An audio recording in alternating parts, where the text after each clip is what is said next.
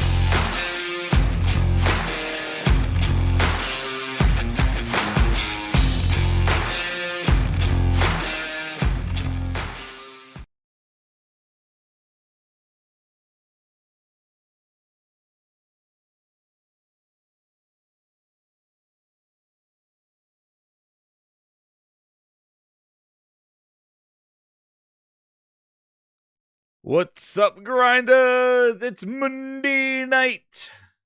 It's November, man. Second week of November. My goodness, my goodness. Shout out to all the grinders, man. I know it's daylight savings time. We do this in America and in some states. I know Arizona. Shout out to everybody from Arizona. You guys don't do it over there, but we do daylight savings time. So we had to fall back and put the clocks back an hour. So basically, to me, it feels like it's 9:40, but it's really 8:40. So, explaining, it is what it is. So, sorry I did not start an hour later and stuff like that. I know for some it might be, but yeah, it's daylight savings time. It's that time. But you want to know what? I'm going to tell you something before I start the show. Daylight savings night is the best night for a gamer. I love it. Every year I love it because you could play it at 2 o'clock in the morning and it's really 1 o'clock. You get an hour extra of sleep. So it always winds up to be that you just play a little extra and you get that hour back. So it's a great night to be a gamer. It's great that it's in November rather than being in the spring because you got your big releases coming out in November and you always get that extra hour. So that's all I got to say about that. But welcome, everybody. The Coup 19.5 BV Tex-Mex Morty VIP Grinder. Matter of fact, putting the grinds Jaguar 32. What's up? How you doing? Oh, is that a new VIP grinder? Let's go. We got to show our VIP grinders. Boom. Looks like Jaguar. I'm going to have to add the Jaguar here. I don't know if I have him here unless he changed his name. But yeah, shout out to Jaguar. This is the VIP grinders here. I want to thank everybody for being a VIP grinder. Shout out to everybody. Hit those booties in the chat. We got bootleg Joel's in the chat. We got some boosters. It's booster season. As you saw the photo, I did find Turbo Man.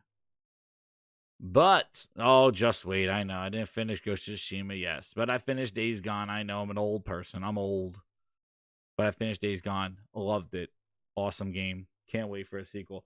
Yeah, by the way, I'm on, like, my second drink. Because for me, it's later. It feels later. So I'm, like, already, like, think I'm an hour into this show, and I just started. So I might be slurring. Waiting for frogs. Booster in the chat. It's a booster. But I did find Turbo Man. Didn't find Booster. Asked the Walmart guy, where's Booster? He goes, nobody wants Booster. I'm like, shit, I should have known. Damn it. But shout out to the VIP Grinders. Booster still can't come into the VIP Grindhouse Lounge. And Herman Holtz is doing his splits. He knows that quality is coming to the PlayStation. I demand quality. You keep that quality outside that non-quality from the Phil Ness with the Booster. And Bootleg Joel. And Craig 2.0 with the chin hair. BGs. But, yep. So, anyway, we got a show tonight. I'm waiting for Frogs to come in. Frogs should be joining us. If not, it'll be the Bachelor Grindhouse. I got a lot to talk about. I got a whole list of grind boards items. So, but you know how it is. When there's not a lot of news and a lot of just chit-chat, that's when we have the best fun. Because I just go off on a rant, and I'm on a friggin' Jesus. I got this thing. All right, remember, I talked about the Bartesian, right? I got the Bartesian where it makes the drinks for you, and you put the different alcohols in the side, and I got the thing called Witch's Heart, right? This is like a purple drink. And this drink, man, it has like iridescent stuff in it. It's crazy. And it just uses pure vodka. It uses vodka, and it tastes like green apple and vodka. And it has this iridescent purple, man. It is the coolest looking thing. It looks like you're drinking a potion. But, man, shout out to Bartesian, man. They got some awesome drinks. And I also got the blackberry margarita, and I got the apple pie. Ooh, wait, man. This thing's dangerous. The Bartesian is dangerous. For your grinders in the Grindhouse. I wish I could share with all you guys. I'm drinking out of a pineapple right now. Oh, damn. It's one of those nights. But shout out to all the VIP grinders. And you could be a VIP grinder if you hit that join button and become VIP grinder. You'll be on the list. Plus, you'll get access to those emojis. And you'll have membership chat where we could talk about topics to go on the grinds board. And I'm going to be doing some more what ifs, some more videos. I'm thinking about doing some more stuff with the channel because I got so many things on my mind. Apple. Gadget's throwing up because of apple pie. Apple pie liquor? All right. Calm down, Gadget. Don't throw up in the chat, please. Goodness. But anyway. Oh, talk about verifying gamer tags. Listen. You know what? I'm going to talk about it right now. This is what the hell? Let's talk about it. It's been on my mind. I talked about it on a couple of channels. We had some little conflict. I'm going to tell you right now the way it is. All right, Jeff B. Gaming. Holy shit, the girly drinks. Calm down. I drink beer too. Bootleg Joel. Thank you, Data War. VIP Grinder. Thank you. I drink beer and I drink some. I got some whiskey right here. I got whiskey. I got the man's drinks. Put some hair on the chest. That's what Craig was drinking. The guy get some hair on his balls. You know what's going on. Come on, we all like those drinks, man. The sweetness. Woo! Oh, damn, here we go. All right. What else? I won't tell you that I have, what else I have? I have a whiskey sour. Just wait, is that a sorority sister drink? I'm sorry, I don't know if that one is one. A whiskey sour, but, yeah. I also drink beers. I like pumpkin beer. Oh, damn, Arnold. Relax. You've been erased. All right. So here we go. I'm gonna piss out all that purple shit. Anyway, so let's talk about this thing. All right. This because I don't have it on the grinds book because I did not want to talk about it, but I did mention it here. This whole gamer tag trophy, show me your crap here. This is my forum. This is my channel. So I'm gonna tell you the way it is. It's crazy on both ends, to be honest. All right. It's crazy on both ends. In one respect, people are frauds. And people lie. That's the anonymity of the internet. But the second thing is, we can't police the internet. You can't have, like, who are you to say I'm not a gamer? Where does it stop? What is the line? And I think a good call is that, you play the game. You can't talk about I beat the game and then you look and you didn't beat the game. There are frauds out there. But this is the thing. If you come in here telling me I'm going to educate you, I'm the ultimate gamer and you guys are fools, but I'm here to tell you how it is, then you better get ready because you're going to be questioned. People are going to ask you, who the hell are you coming in here telling me what? Who are you? So that stuff is going, yeah, exactly, Alex. You're going to find out because I'm feeling a little warm right now. My finger's a little tingly. But they're gonna ask you, what's your credential? Like, who are you to tell me that you're gonna teach me? You come in here, you think you're gonna teach me? Well, what do you do? And I use a perfect example. It was like, if you're going to do a presentation, you're gonna present to a group. I'm gonna educate you.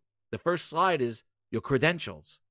This is where I received my education. This is where I received my knowledge from, and now I'm going to translate that knowledge to you, and hopefully you take something out of this. That's where that comes from. So if you come in here, I'm going to educate you, then you're going to be questioned, and if you choose not to, you're going to be suspect. Now on the same end, where does it stop? What's your trophy count? Who determines if you're a hardcore gamer or not? That's where it gets muddy and it gets dangerous. I got those achievements, T-Rock. Also, they're asking for sperm samples and friggin' blood tests. I don't know what the hell's going on. People think that they're asking for friggin' DNA tests. It's ridiculous. My gamer tag and stuff has been on the thing. I'm Jez77 on Xbox with like 98,000 gamer score. And I have like 280-something trophies since 2016. I started on PlayStation, and it's Jez7780X. I just shared it out to play games. I played Social Destruct and stuff. Like, I just shared it out to like gaming, like for friends list and stuff. I never thought anything about it. I didn't think anything about it, about how if you beat a game, it makes common sense. Why would you talk about something if you have no knowledge in it? But anyway, people are whack. That's the internet. And I'm going to tell you right now, this is the line, right? If they want to be frauds, you don't have to waste your time exposing them because it will eventually expose themselves. And I'm going to leave you with this example before we move on to the real topics here. Why not? Add me. Add me, Jez77. I got a great gamer pick of friggin' Phil Spencer. That's my gamer pick. It's Phil Spencer on the Xbox. No, you're not late, Martin. You're not late. Everybody hit that like button. Share it out. And also, if you're new, you hit the subscribe button. Our subscribers are growing, man. I'm almost at 1,300. Holy crap, I can't believe it. It's incredible. Thank you so much for the support. And also, become a VIP grinder. Also, if the super chat's broke, I don't know. You can find out, too. But we're gonna have some fun because I got the wheel going. I got some stuff going on. It might be the Bachelor Grindhouse tonight, but that serves right because I got a lot to talk about and I have 3 drinks already. Exactly. And just wait, I'm gonna leave everybody with this little story. Okay, we're gonna start with story time. We're starting with story time. That's right, the Coon. He knows my game attack. Where the hell is it? Where's my the thing pops up all the time. Where is it? Before I tell you the story, yeah, where's my game attack thing? It pops up all the time. I turn on my computer. They friggin' harass me with the friggin' Xbox Game Pass. Takes over your friggin' computer all the time. Where is it? Oh, yeah, I gotta sign in. Get that filled out. I got the one that has from GameSpot made it. Dude, it's like the best game pick. I don't know why nobody else uses it. But yeah, I'll show you. Where is it? Here we go. And then I'm going to tell you a story about exposing yourself. Don't worry about it. It'll all come. Here it is.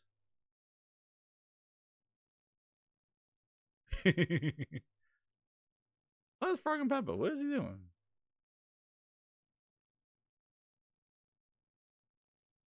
No, I will not change my game of pick. I want to keep that one with Phil Ness. Yeah, if you want to see my game of pick, this is my game of pick, yeah. Where is it?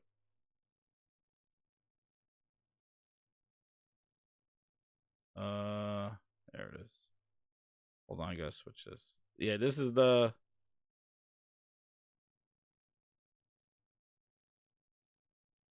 Now, mind you, I've been just dabbling on PC for the longest time. You know, for the last 4 years. Like, I really haven't played, like, you know, too much on there. I just dabbled. I beat Gears. 4 was... Wait, where the hell is this? What the hell is my display? There it is. There he is. There's my game of pick. Hey, it's Phil Ness. There it is. I can't change it. No, I can't change it. No, I don't want to change it. There's my Phil Ness right there. That's my Phil Ness. See, that's my gamer score, 95,776. I should get that extra 5,000.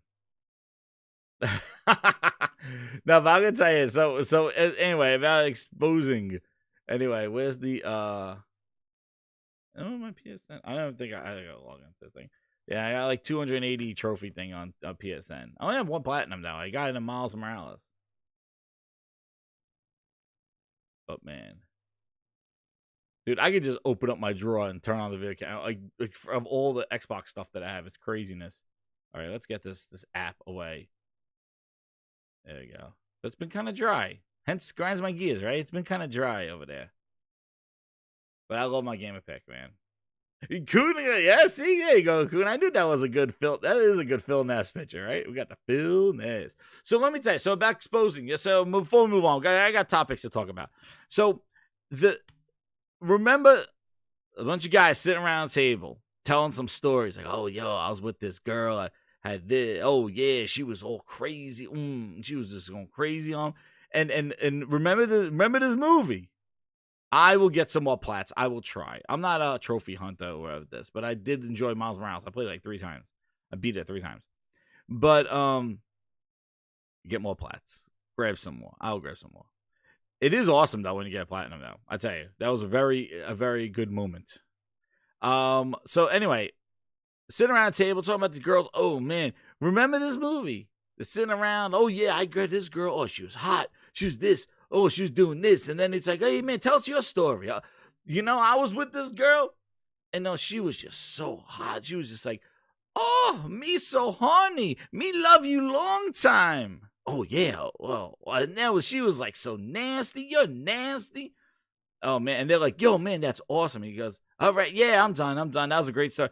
They're like, no, tell us some more, dude. Tell us some more about the story. Get the details. You know, come on, tell us some more details. And then he goes, oh, man, she had these big breasts. She was huge. And they felt like bags of sand. And they're like, bags of sand? What do you mean bags of sand? Have you ever felt breasts before? You're a virgin. You're a virgin. Dude, 40-year-old virgin. Best movie ever. Don't worry. Those dudes that are frauds will have their bags of sand moment in those Twitter spaces. They will have that bags of sand. Oh, yeah, I did that. It felt like bags of sand. What? Excuse, what'd you just say? Who? Who did what? That is a 4-year-old virgin. Go watch that scene and then go listen to Twitter spaces and listen to the frauds. They will have their moment. They will be called out. It will happen. So don't worry about it and don't waste your time because they're a waste of time themselves. A great movie. It is a great movie. Who's this? Is this Link? What's up, man? I've been here the whole time. I just wasn't talking. Oh, shit. Oh, man. I didn't know you here the whole time. But yeah, we'll go right into the topics, Link. So, like, how's everything going with you? We're talking about. I really didn't have as a topic about the whole sharing your DNA or anything like that. So, I got input on there because it is what it is. It's crazy on both ends, but those dudes will expose themselves eventually. But just don't give them the attention that they're yearning for because they're using it as a leverage point, and that's where it needs to stop. That's why everybody. The more you want to prove them wrong, the more exposure you give somebody that really doesn't need it. And there's the story that I left you guys with. Yes, bootleg Joel in the chat. All right, we're going to the grinds board. Let's go. We got topics to talk about. Here's my video. Where is it? Blah, blah, blah, blah. There it is. I have like 3 drinks already. I'm like a little numb. There we go. My audio? Off. Needs to put her.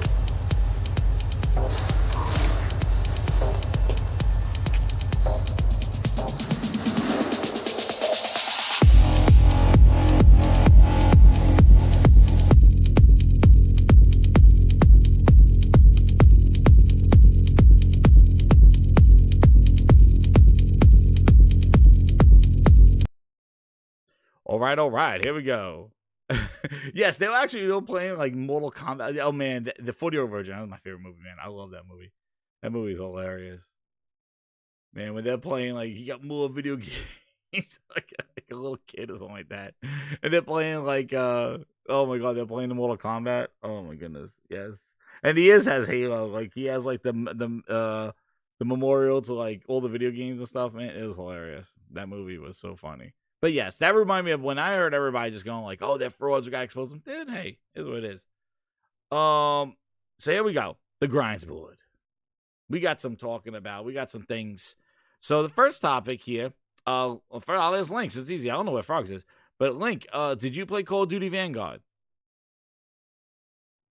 Yes, I own Call of Duty Vanguard. How do you like it? What did you play? Any of the single player or multiplayer?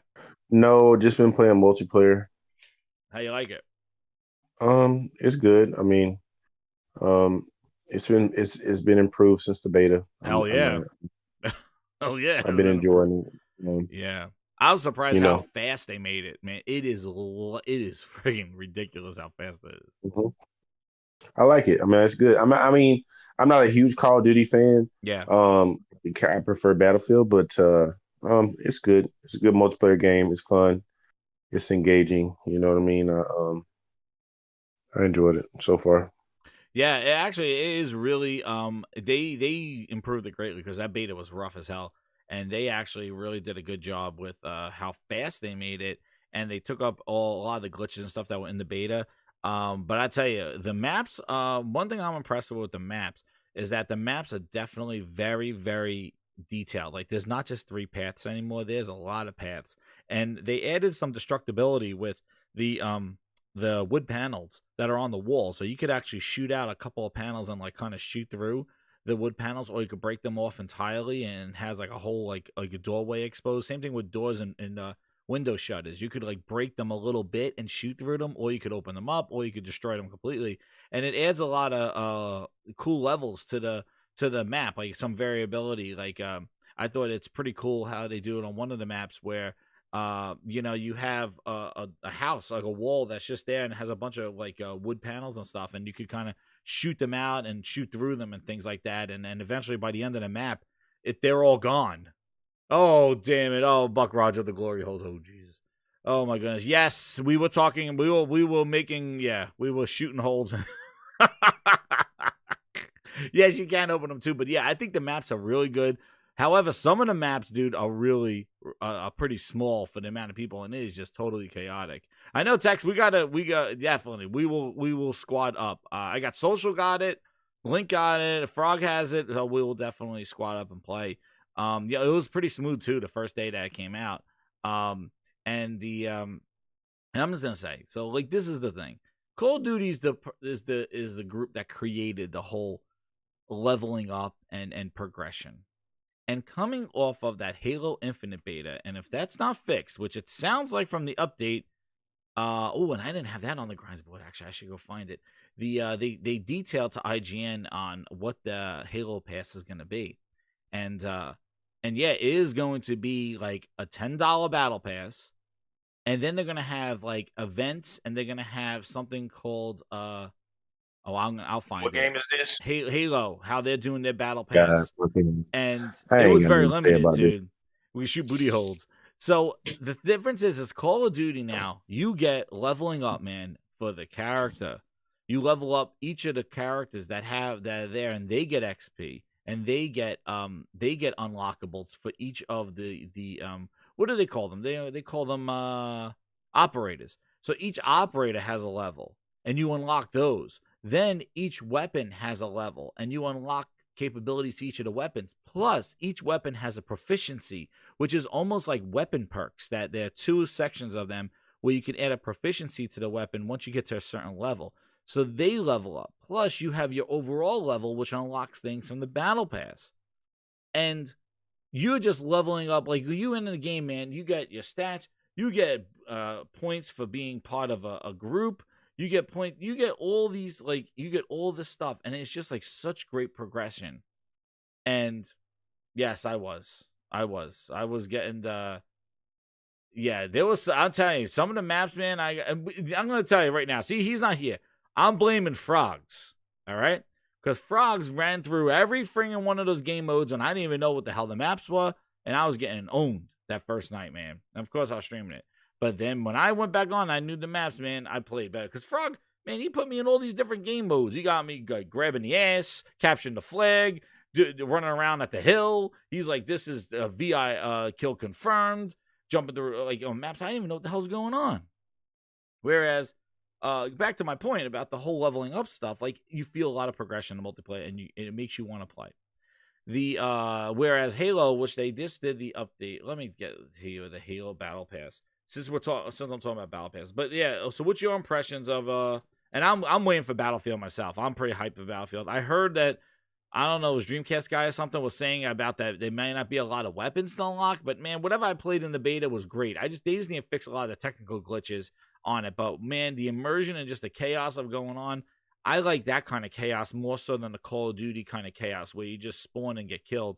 Where I feel like in Battlefield, you know, there's actually, you know, it's more about the you know, getting on a vehicle, doing this. Here comes the Levolution. That changes the whole map. Here comes this. Here comes the weather effects. Like there's a lot more bigger elements that are pretty awesome, grandiose, in Battlefield, where Call of Duty is much more small and intense with chaos all over the place. But I think they complement each other. That's why I'm hyped to play both. That's why I've got both. But yeah, Link, did you what did you think of the multiplayer? Did you like it? Did you get any kill streaks of Call of Duty the multiplayer? It's fun. I mean, you know, I'm not very good at Call of Duty, but I enjoy playing it. You know, it's more of the same. I mean, it does play different than Black Ops. Plays, Yeah, you know, it does, it's got that modern warfare feel to it, with a retro setting. You know, I played, you know, I don't really know how many hours I put into it. I think I'm at level 20 something. So yeah, that's what I mean, I've enjoyed it. I played a couple of nights. I played it. You know what I mean? When Battlefield comes out, I won't be playing it a whole lot. You didn't play the campaign though, right? Nah, I didn't play the campaign in the last battle. I mean, the Call of Duty. Yeah, Jeff B. Games said there's only like 22 guns in Battlefield. They're gonna add more weapons. I'm not really worried about that. So yeah, so speaking about like progression and stuff, that you know how well they do it. Like here's the Halo one, right? So Halo Infinite, just while we're on battle passes, they will run about $10 and they can be swapped at will, which I think is pretty interesting. that you could swap your battle passes. So like you'll have now the first battle pass they said is gonna be Halo Reach.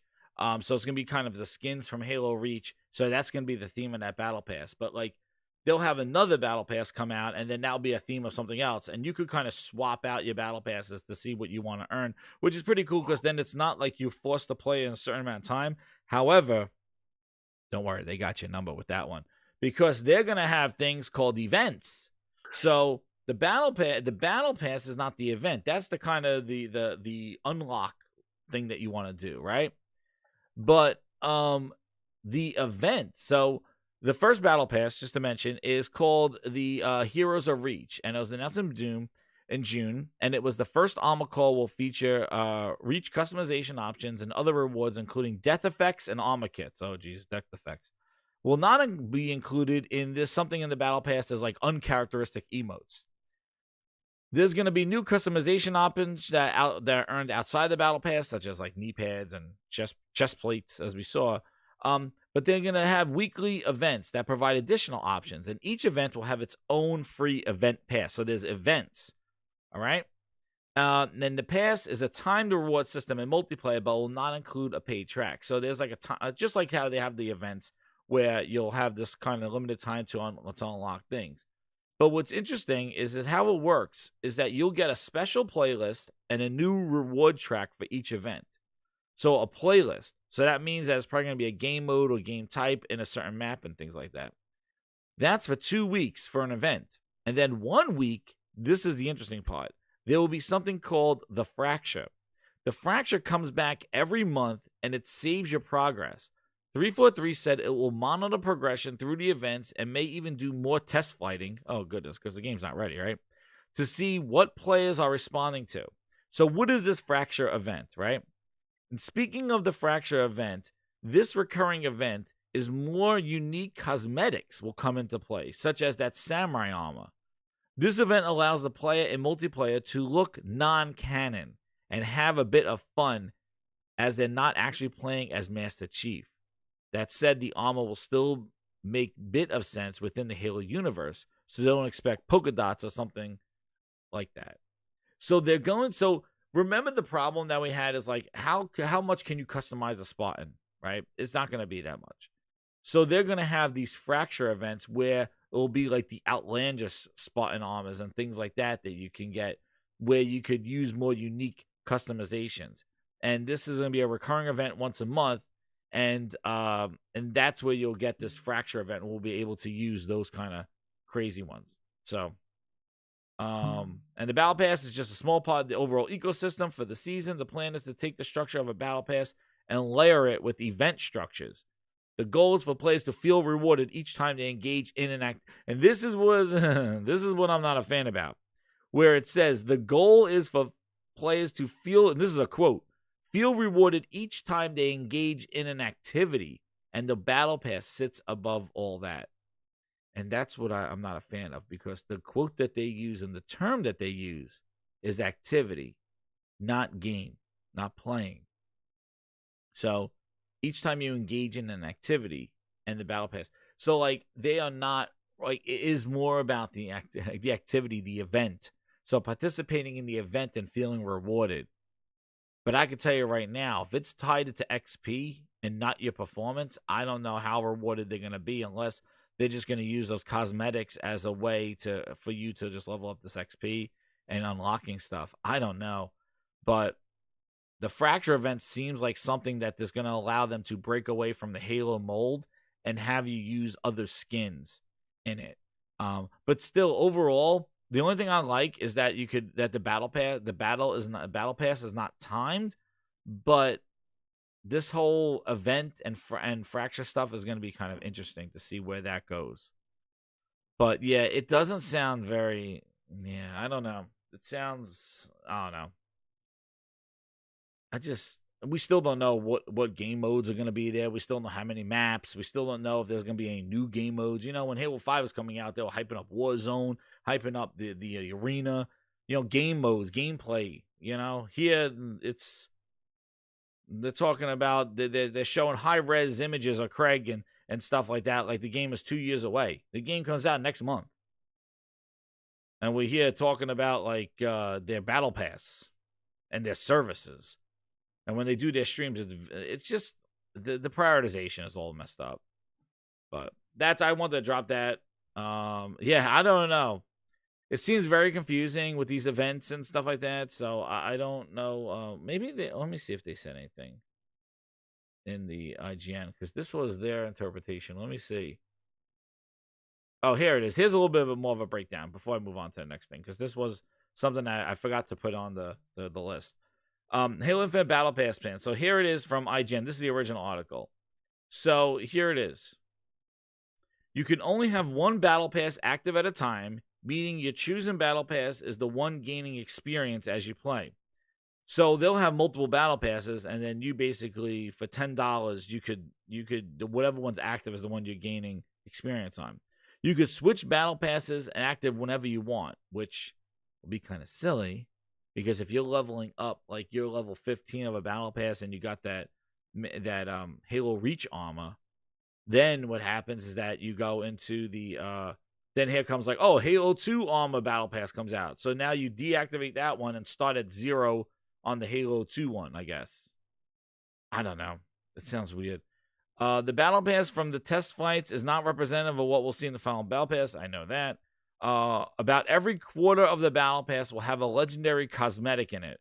Legendary rated cosmetics will be character canon related and new type of customization object with special attributes or effects. What's crazy is that half of this stuff was probably... They did the same thing with Gears 5.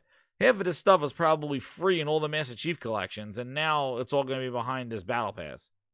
And event rewards are separate from a Battle Pass. So, here is your... Like, see? The flaming helmet. Here it is. Like, this is just stuff. Like, does this look exciting? Like, here's your stuff. Like, I don't know. Grinders, what do you think? The flaming one looks kind of cool, I guess. But like look at this. This one versus this one, like $10. I don't know. I don't know about this. Yeah. Then you get this guy, the character. I guess this one's all right. That's just not very exciting. That don't look kind of exciting. And then I want to hear more of the events.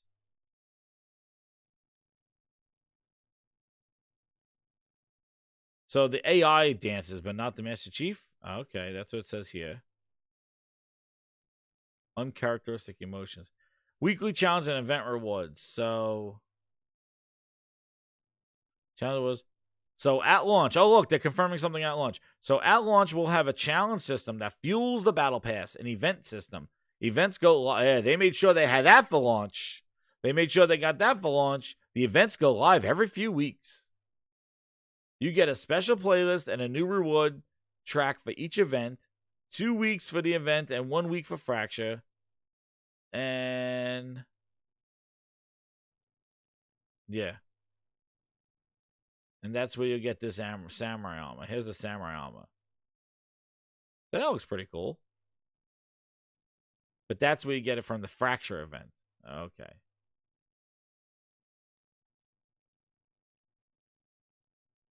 And here we go. Community feedback. And then just think of it. What sucks is like this will be a guy, but then they'll have like a blue cream, like a blue shield on him, a red shield on him. On that thing. But anyway, that was the Battle Pass stuff. But going back to Call of Duty, I tell you, I played a little bit of the campaign, and the campaign starts really well. Like, it's definitely Call of Duty. One thing they did add is that you could use mounting in Call of Duty Vanguard, so you can mount your weapon on like on windowsills and on boxes and stuff like that, which is pretty cool. And I gotta tell you, man, the recoil on half of these weapons is like very, very limited. So like it is just, you got the MG42 and you could just lay waste on everything. But I'm enjoying Call of Duty. It's very fast, it's fun, and I'm gonna finish the campaign soon.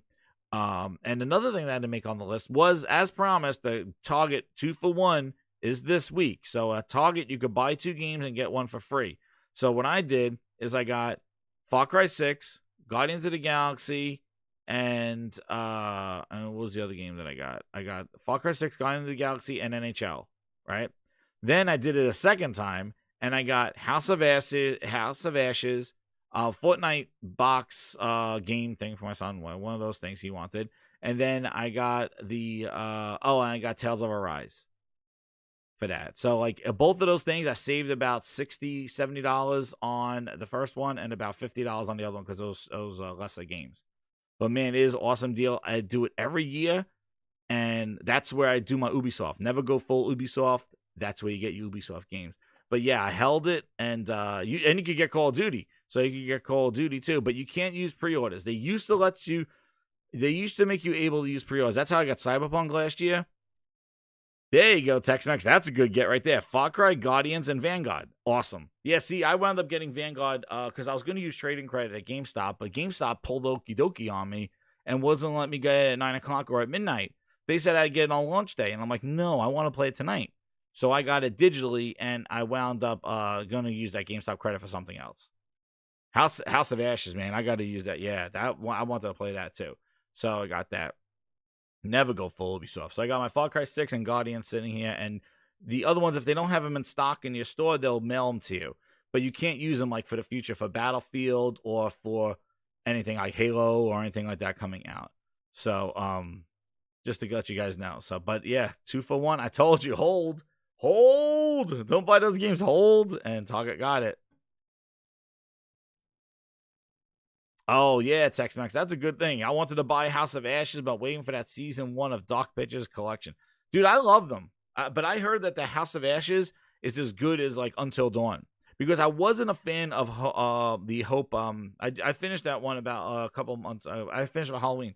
The City of Hope. Well, not City of Hope. The, whatever that one was. The second one. I wasn't a fan of that one. I didn't care for it too much because I didn't like how it ended. But the first one was pretty good. The Man of Medan, that was pretty good. But Until Dawn was great. So I'm excited to see this one because this one kind of reminds me a little bit like my favorite movie. What is it, Grinders? My favorite horror movie. See, if you follow me on Twitter, you know. But it kind of reminds me of that a little bit. So we'll see where it goes from there. But I can't wait to get that. No, it's not a Black Friday deal, Gadget. It is actually running this week. It is just they do it for a week where they buy 2 get 1 free. With games, board games, and something else, and then movies and like all their media. It's a week, yeah. So I encourage everybody. So even if they don't have it in stock, which Target's not really known for having a lot of stock or something, but if you just put 3 items in your cart, you could go drive up, pick them up at stores, or you could have them mailed to you. So like I was able to pick up Far Cry and and Guardians of the Galaxy, but all the other games they have to be shipped to me. So, yeah. Oh, cool. Yeah, I'm going to do that. Yeah, it's for this week, so definitely do it. But it doesn't work on, like, Battlefield, which is next week. But I'm going to say, I'll try to do it with GTA. So maybe GTA might work since the 11th, but you won't know until the 11th. No, I didn't see the Life of Pi game. What's up, Ghost of New Orleans? How you doing? No, I didn't see that. Yeah, movies, board games, video games. But yep, I told you. Definitely. So, yeah, see, follow the Grindhouse. Hit that subscribe button. Hit that like button, Grinders. Told you. Hold it. Yeah, just get them shipped. But they used to allow you to do pre-orders. And now you can't do pre-orders. They automatically don't have that thing under them. But I'm going to say Life of Pinocchio. No, I did not see that. But yeah, you're unable to do the because you can't do GTA right now. But maybe you could do it on the 11th because it releases. So maybe GTA Anniversary, you'll be able to slip into that deal. But right as of right now, it doesn't show as qualified. It might not show up as qualified because I remember there are some games that don't have that. But keep it locked here, guys. Hit that subscribe button. I'm telling you. When I find deals and stuff like that, I'll let you know. And you hit it on the Grindhouse here or follow me on Twitter at Jez7780 for that. So for the next topic here, we're gonna go into the PS Now and Game Pass. So just a quick rundown basically of the announcements here. So Game Pass has the hold on, let me get over here. Speaking of GTA, Game Pass does have the GTA here. So here's Game Pass releases for this month. Where is this? There we go. So they're getting San Andreas. PS Now is getting the first Vice City, the first GTA next month. So they got It Takes Two. This is part of EA Play. So if you have EA Play for PlayStation, you'll get this as well, which I have. Forza, the biggest game out there right now. That is. I won't talk about that. Kill with Fire. I don't like spiders, but yeah, that's some weird game. Unpacking and Football Manager. One Step from Eden and Minecraft for PC, which I was very surprised that was not in there. But yeah, like I think San Andreas is a great get, and Forza, obviously, the rest of it. It Takes Two is good, but that's for EA Play, so that's definitely if you have EA Play for $30 a year, you could do that. But yep, there you go. So there's Game Pass, and then we have the PS Now games. They dropped, so they've been dropping Final Fantasy games every month. So right now they're up to Final Fantasy 10, right? They did 8. Oh, this is Final Fantasy 9. I think it's 10-2 they got to do next. So they got wait a second, what is this? Hold on. Oh yeah. But they got Mafia Definitive Edition, which I started that, man. It looks good. House of Ass sounds good. With Bootleg Joel. Shout out to Bootleg Joel, the chat. There he is. But we have the delivery game, which is like that kind of like Havoc engine type, like ragdoll type game of moving stuff. Final Fantasy, and then you got Mafia Definitive Edition, man. I'm telling you, it looks pretty damn good. I just did the opening scene and the opening mission and stuff, but it looks damn good. Hey, what's up, Game Over Brian? Thank you. With a $4.99, he says, Jez and Link, I'm here to school you on your gaming knowledge when upgrading Final Fantasy VII Remake. You're my number one customer. Do trophies pop automatically? Show your PSN. Just kidding. Oh, no. DNA. He asked for my DNA. Oh, shit. Put it in the cup. Oh, damn. Thank you, Game Over Brian. Yes, and I mentioned this. Thank you for that. Yes, they do pop. They pop. Now, whatever your name is, get ready for the big surprise. That's right. And you're going to get You're my number one customer. That's right. Yeah, Celeste too. That's right, Jeff B. Gaming. I noticed that Celeste is also in there. But thank you, Game Over Brian, for the super chat. Yep. Well, Link, I don't know. Well, I already answered for Link. But yeah, they do pop. And that's the one thing with the PlayStation games. When you do get you play the PS5 version, you do get the achievements for the PS4 version or the trophies. Yeah, you get your trophies. Yeah. They pop up. Yeah. Now, hopefully, the save transfers over. They have some cool way because that's the other. On what game?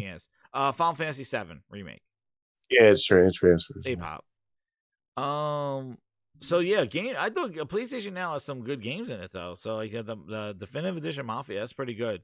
They get I'm telling you, like I find that the PlayStation Now gets a lot of those kind of games that just slip under the radar that are like they're decent, they're not trash, but they're like there, but you just didn't get to them or something like that. Like I find that they do have a better balance of that in there because I go like, oh, like I didn't have that. Plus they got their first party. They're putting some of their stuff in there. Like Last of Us 2 is still in there. But and also too, PlayStation Now, $44 a year on sale, $60 a year. Why not? $180? I don't know. Now we're waiting. Oh, wait a second. I mean, $180? But it's $44 a year. Like $180?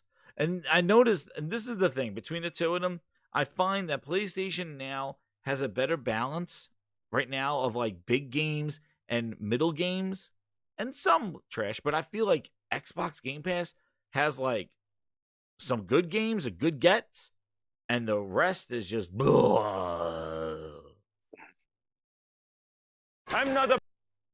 You heard me right? Con men, thieves, degenerates, lowlifes, thugs, criminals. Like, I feel like, you got like, hey, you got this game, and then you're just like, what the hell is this stuff? Like, you kind of scratch your head. You're like, who? Unpacking? Who's packing? What? Pause. Oh, damn. I'm not a pervert. Who's backing? But yeah, I don't know, man. It just seems like there's a huge dichotomy in Game Pass where PlayStation Now seems pretty damn consistent. Like with like, hey, here's some good games, here's some middle of the road games, like, and like, you know, there's some head scratches, but not as many head scratches as Game Pass. Like Game Pass has a couple of highlights, and the rest is just like, oh Jesus. You know, they're basically like games of gold, which is non-existent anymore. I don't even know how the hell they even promote that crap. That is just a joke. But yeah, those are the Game Pass games that drop. But again, and also the dichotomy of prices. Like you got over 800, 900 games in PlayStation Now for $44, $60. And for $180, maybe you get a game you like in Game Pass. Or play all the old Xbox games. Izzy, he says Unpacking is incredible. I'm sure it is. Look at that cover art. I'm sure it's a game of the year. I am sure it is. Sure Jeffy said it was. What is this Halo update? I forgot. What is this? This is what they're showing. Look at this. Why is this in my why is this in my friggin' bookmarks? Pre-release. This is what they're showing, man. The game comes out next month. Why is this in my bookmarks? Is this to rile me up? This is to get me all friggin' pissed. Look at this. This is the trash. Like, look at this is what they're doing. I'm telling you, I told you this last week, guys. I don't know why I had this in my bookmarks, but I didn't have this as a topic. But man, look at this. See these screenshots, right? Pre-release. Look at these. These are high resolution renders. Dun dun dun dun. And then there we go. Wait, look, and then here's the gameplay. Excuse me. Yeah, is he looking like this on gameplay? Let's see. Let's see that. There they are. Clean your toilet bowl trees. There they are. Pipe cleaners. They got the pipe cleaner trees. I don't know. I don't know why that's in my friggin' bookmarks. That was not a topic. Oh, but what was a topic? Well, Link's gonna like this one. Where is it? You know, we were talking financials last week. Well, we had a to be continued, grinders. Hit that like button. It's misleading marketing. That's right, Josh Ayers. Hit that like button, yes. Shout out to over 170, 120 grinders in here. Hit that like, share it out, grinders. We're talking financials. Uh-oh. Everybody get out your monocles. Here we go. Here we go. Wake up. It's number time. Number time. So, yeah, now we talked about the dichotomy of the sales when we talked last week about Capcom. Now, Square Enix come rolling. Ubisoft. I'm sorry, not Square Enix. Square Enix did another bullshit. Ubisoft coming in here. Never go full Ubisoft. How do I know this is not some kind of a scam? That's right. No, this is Ubisoft. Calm down, Arnold. But just look at this. PlayStation 4 and 5.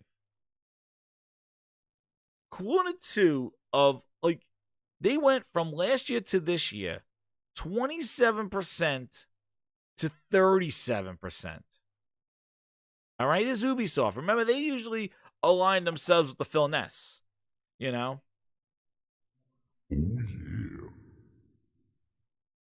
yeah. So they usually align themselves with the Phil Ness. But Ubisoft, 27% to 37% in sales. With Xbox, Jesus, can I add any more consoles under there for Xbox? The Xbox One, the Series X, the Series S. 16 to 19. They went up 3% on Xbox platform, which is supposedly selling crazy like at the PS5. But the PlayStation went 10%.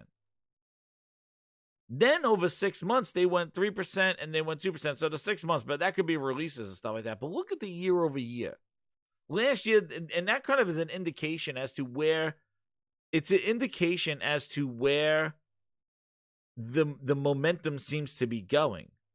The people buying games. Because you have last year at this time, when they announced this, there were no new consoles. There was no PS5 and no Series X's, right? Or S's. Now this year they did it. Now there is. So look at the jump. The jump is from 27 to 37% of their games. And Xbox with two consoles, one that's cheapest next gen, only 3%. You would expect, especially with their marketing and associations with them, you would expect Ubisoft to have a little bit of pull. And then you look at PC, and PC dropped, I don't know, what, the 32 to 20. But it's just so strange, like year over year, when you have these games. Sales matter. I never say sales don't matter. And those people that say sales don't matter, I see them all over now talking about 1 million Forzas. They're selling. All of a sudden, sales are back. Guys, sales matter. They always matter. It's mind share. It's developer mind share. It's market share. It matters. All right? So don't get Phil Nest. Don't deal with all that bull. It matters. And it matters when it matters. But I just thought that was pretty interesting, the breakdown there. Link, did you see these Ubisoft numbers? Yes. Nope. No. I didn't see him. Do you see it? What do you think about this? Do you see this jump for 10%? I can't see. Oh, well, I said that the PlayStation had 10% increase year over year from 27% to 37% with the 4 and the 5. And then the Xbox only went from 16 to 19 year over year. Mm-hmm. I mean, who's surprised? Well, it's interesting because you think that the series consoles, the X and the S, would be selling at the rate of the PlayStation, that it would increase that percentage. It's not selling at the rate of the PlayStation. It's not. And that's the point. That's what I'm seeing from this, is that because I'm looking at the difference between year over year. You could then look at the difference between, you're talking 27% of your sales go to PlayStation and 16%, almost a little less than half, go to Xbox. And now you're looking at a dichotomy of this year of 37% of your sales, just under 50. Half of your stuff is going to one platform, and the other is 19. Like, that is a huge difference. And I know Ubisoft is not a fan of putting exclusives on one place or another, but if you see this with Ubisoft, a big third-party publisher, and you see Square Enix, and we saw Capcom last week, you see the leverage that Sony has in their back pocket to get the Forspokens, to get these time things, to get these Call of Duty exclusive modes and stuff like that. That's why sales matter. Because that gives Sony the leverage, and especially they're willing to do it, where Microsoft is not willing to do it either way, because they could probably pay to do it. But it gives you the leverage that if they come over there and say, we want this game timed 6 months on our console, well, 40% of our friggin' games are being sold on your platform. So, no harm to us. So the 20% just stay a little, the 19% get a little ticked off for a couple of months, and then we'll put it over there. But yeah, sure, you give us that extra money, we'll do it. There's the leverage. That's why sales and mindshare matter. So when they say that it doesn't, they're just fools. But yeah, it's interesting. It looks like the rate of the PlayStation is ginormous of the growth. And secondly, the amount, if you just look at them between the two of them, the dichotomy, they're not even close. They're not even close. Man, crazy. But yeah. What did DDP say? Seafood Forspoken, exactly. Yeah. And you want even if you're an indie dev and you see, the install base, you see the purchasing habits. And that's a thing that we're noticing now, the purchasing habits. The Forza dev came out and said, we made a Game Pass game because you just get it. And we're making it for a Game Pass gamer that wants to just jump in and play and jump off. They're seeing buying habits from Game Pass. It's creating a different type of a consumer. Whereas the PlayStation one is more traditional.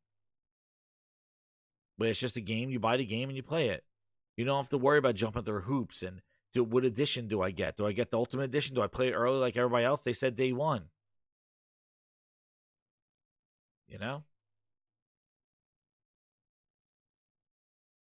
So the next thing on the list, and we're gonna go through these pretty fast here. Let's see, we've got the Sony invested in Devolver Studios. That was another thing that came up. So they've been doing this. They did this with Epic. They've been doing this where Sony is making investments in Devolver Digital. They make a 5% investment in Devolver Digital, which is pretty interesting because I think Devolver made what was that game that they just announced is coming in that horrible State of Booty? What the hell was the name of that game? It was not the Binding of Isaac. No, what the hell it was? It was the Lost White. What the hell was it called? That game that they just announced coming that was on Xbox exclusive for like 3 months. Grind just helped me with this one. But anyway, I think they made that. It's interesting that Sony is buying, is not buying these studios, but they're actually making investments in these studios. Partnerships. Funding them, helping them with certain things. It's interesting. Instead of just buying them outright and saying, and going into them like a Phil Spencer and, walking in there and just being like, I don't think I have it. I've got news for you. You are mine now. You belong to me. Death's Door. Thank you, Gadget. That's the one. Phil Spencer running around. You're my I've number got one news for you. customer. You are mine now. You belong to me. You got to own them. $7 billion. You mine now. You belong to me. But it's interesting. We'll see where it goes from there. But Sony Interactive Entertainment makes a 5% investment in Devolver Digital, which is good. And it's interesting because, they don't want to run around gobbling up everybody, and kind of just like saying, I own you now. And that's why you always had to wonder about this whole thing. The, this buying of studios that everybody wants Microsoft to do. Buy. Why? If they just wanted to get, and this is what I said so many times before, if they just wanted to get games on their platform, you don't have to spend $7 billion. Sony didn't for friggin' Death Loop. They didn't have to. $7 billion for what? For friggin' Starfield? It was coming to your platform anyway. You were getting Starfield anyway. It wasn't like Starfield was going somewhere else and now you got it. You were getting Starfield. So what was the $7 billion for? $8.1 billion. The almighty. What's up, man? How you doing?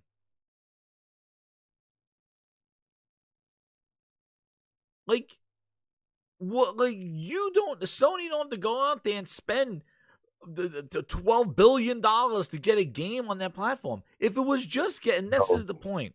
If it was just trying to bring games to the gamer, they wouldn't need to do that. And it's more than that, right? Like, what are you gonna say? Yeah, Link, what are you gonna say? I don't even know what the topic is. Oh, well, Devolver, 5%. Dude, you sleeping? I don't know. I saw. Nah, man. I saw that. I mean, I really don't care. I don't really play much of their stuff, so yeah, it's interesting. But I don't get where it's going to go. I'm not saying exclusive deals and all this other trash.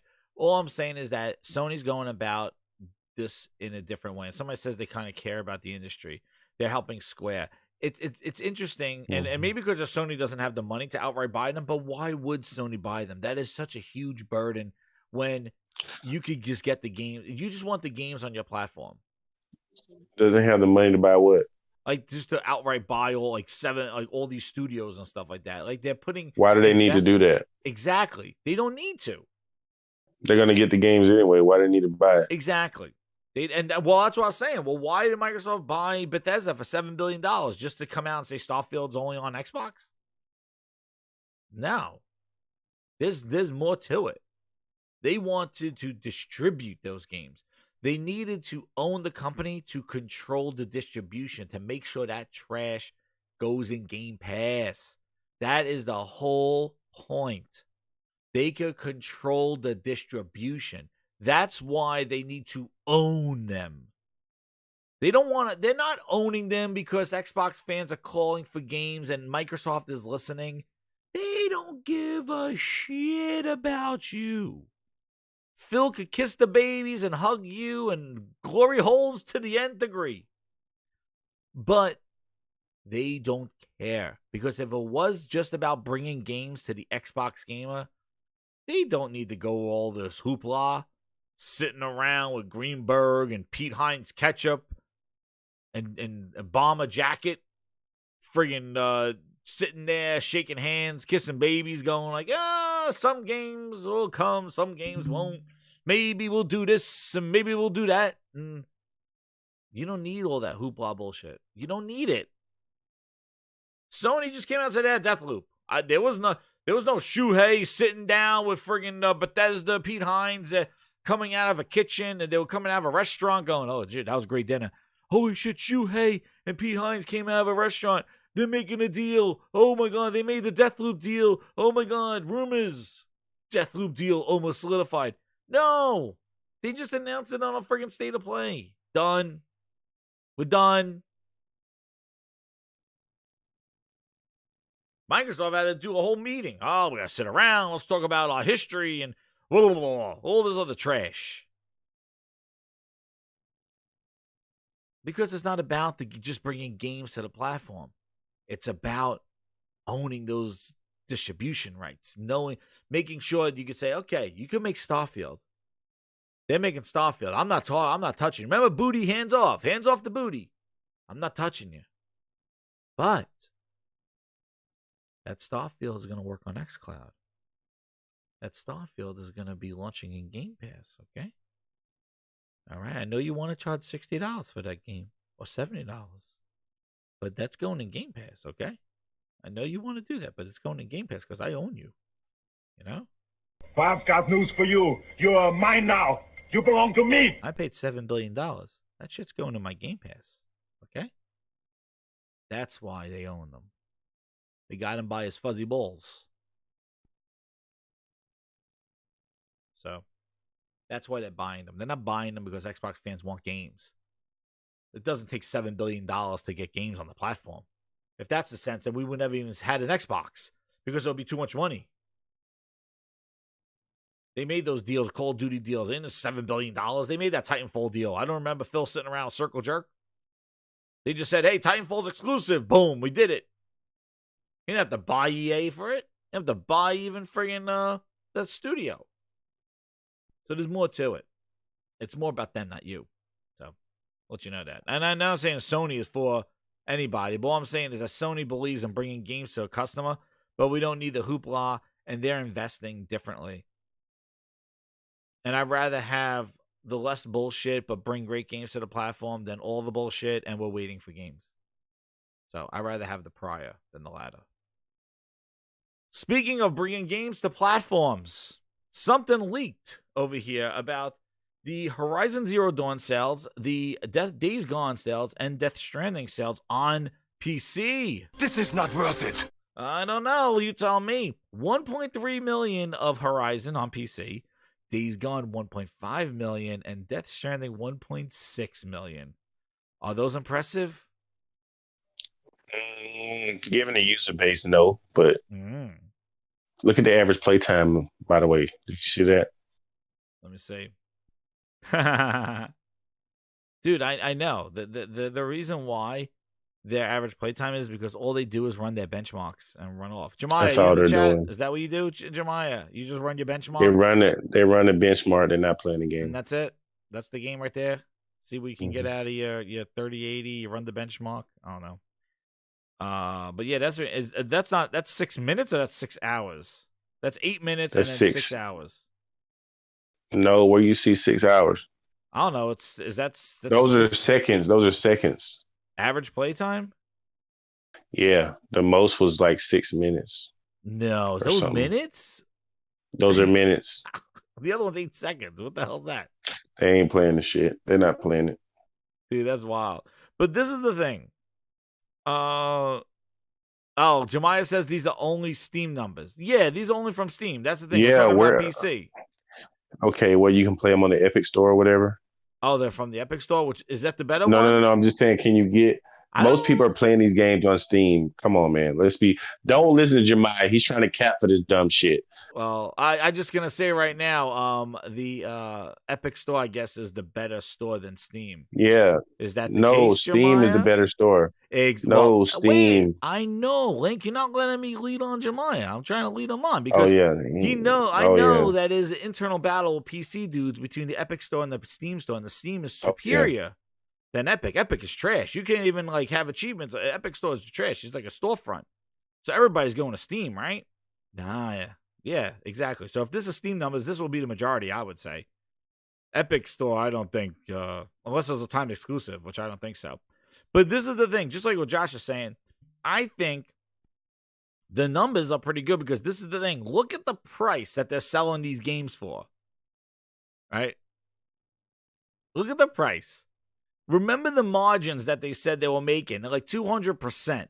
They're like putting these games over to PC for like dollar bill fill, and they're selling it for the premium of $50 and $60. They're making bank on that 1 million or 1.5 million, man. The money that they're making in here, that is like free cash, man.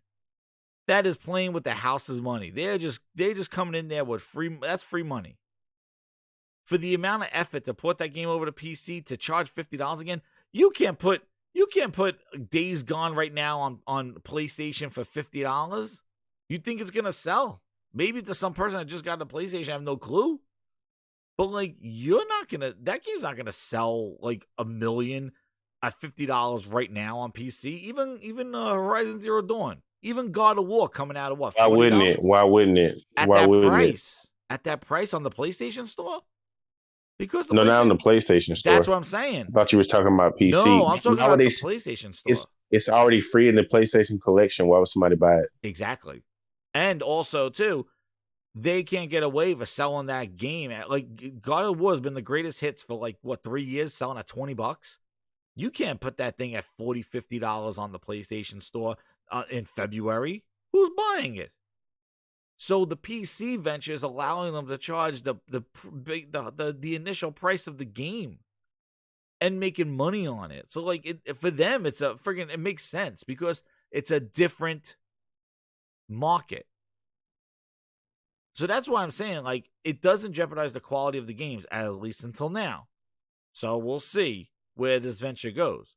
I expect more games. I just want Dreams on PC because I think that one with the mouse and You're keyboard. my number one customer. Jemiah's triggered. We got Jemiah. Jemiah with the $5. He says, I was the one who said PC players do not want these console games.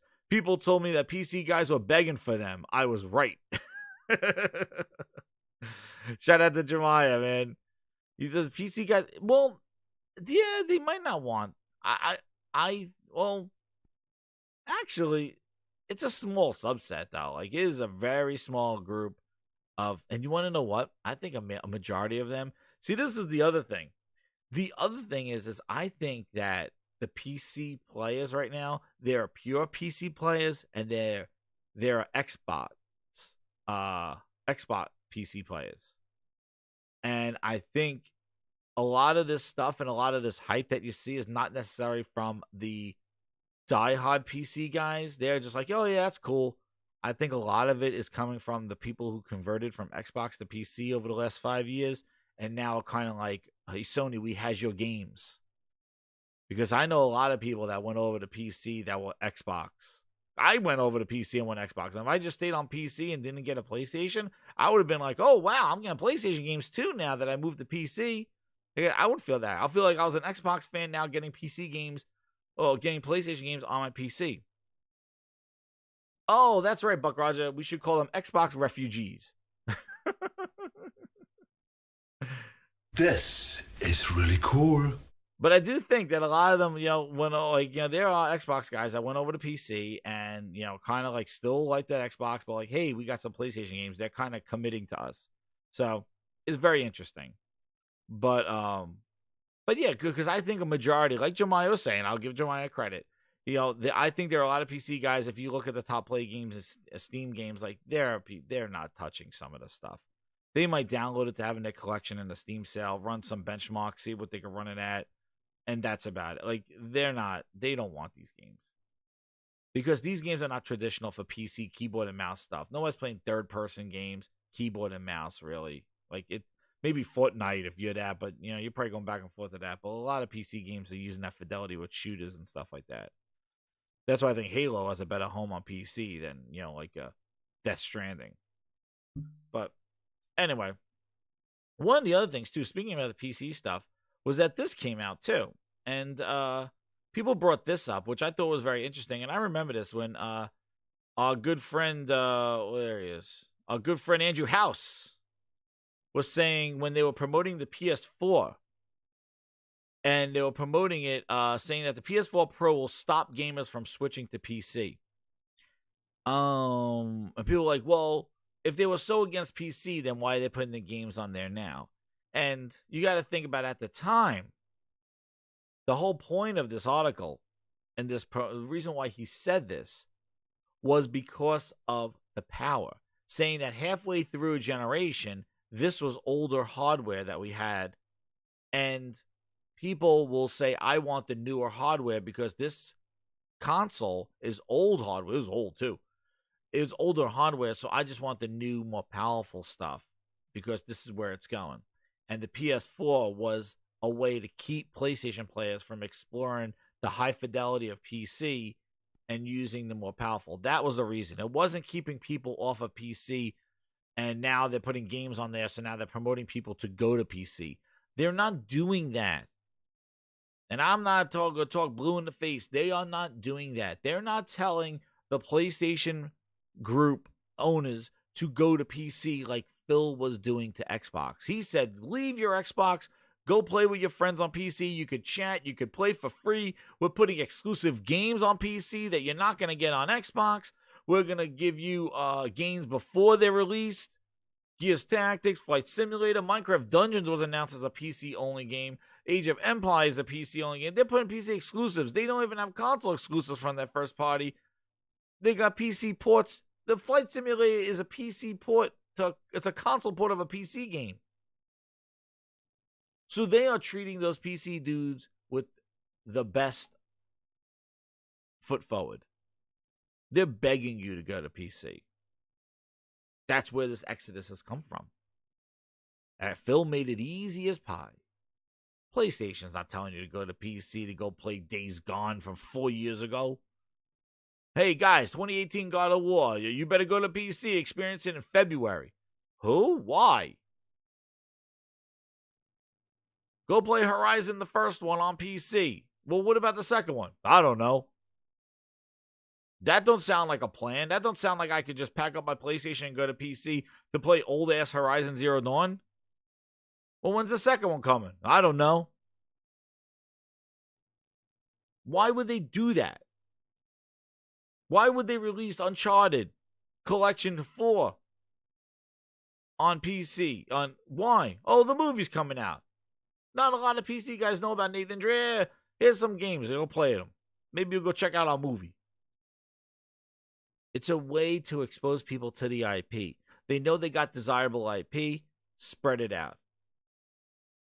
And this is something I wanted to mention, talking about this PC thing. I was reading an article about Apple and how they handle Apple Music and Apple TV. Now, if you know Apple TV and Apple Music Link, do you use any of those? I don't know where he is. But anyway. I use Apple Music. Okay. I don't use Apple TV, though. You know you can use Apple Music on Android phones? You know that? It's like right, yeah. I do. I have it on my Android, my work phone. Use Android. Which I like Apple Music a lot. I think it's great. Mm-hmm. I like the stations and stuff too. But one of the things is that Apple had those services were only on their devices for a while. Apple TV was only on an Apple TV, and Apple Music was only on an iPhone and an iPad and a Mac. And they opened that up. And the interesting thing is, I was reading this article and saying that Apple is not going to advertise those things as much because they're kind of on everything right now.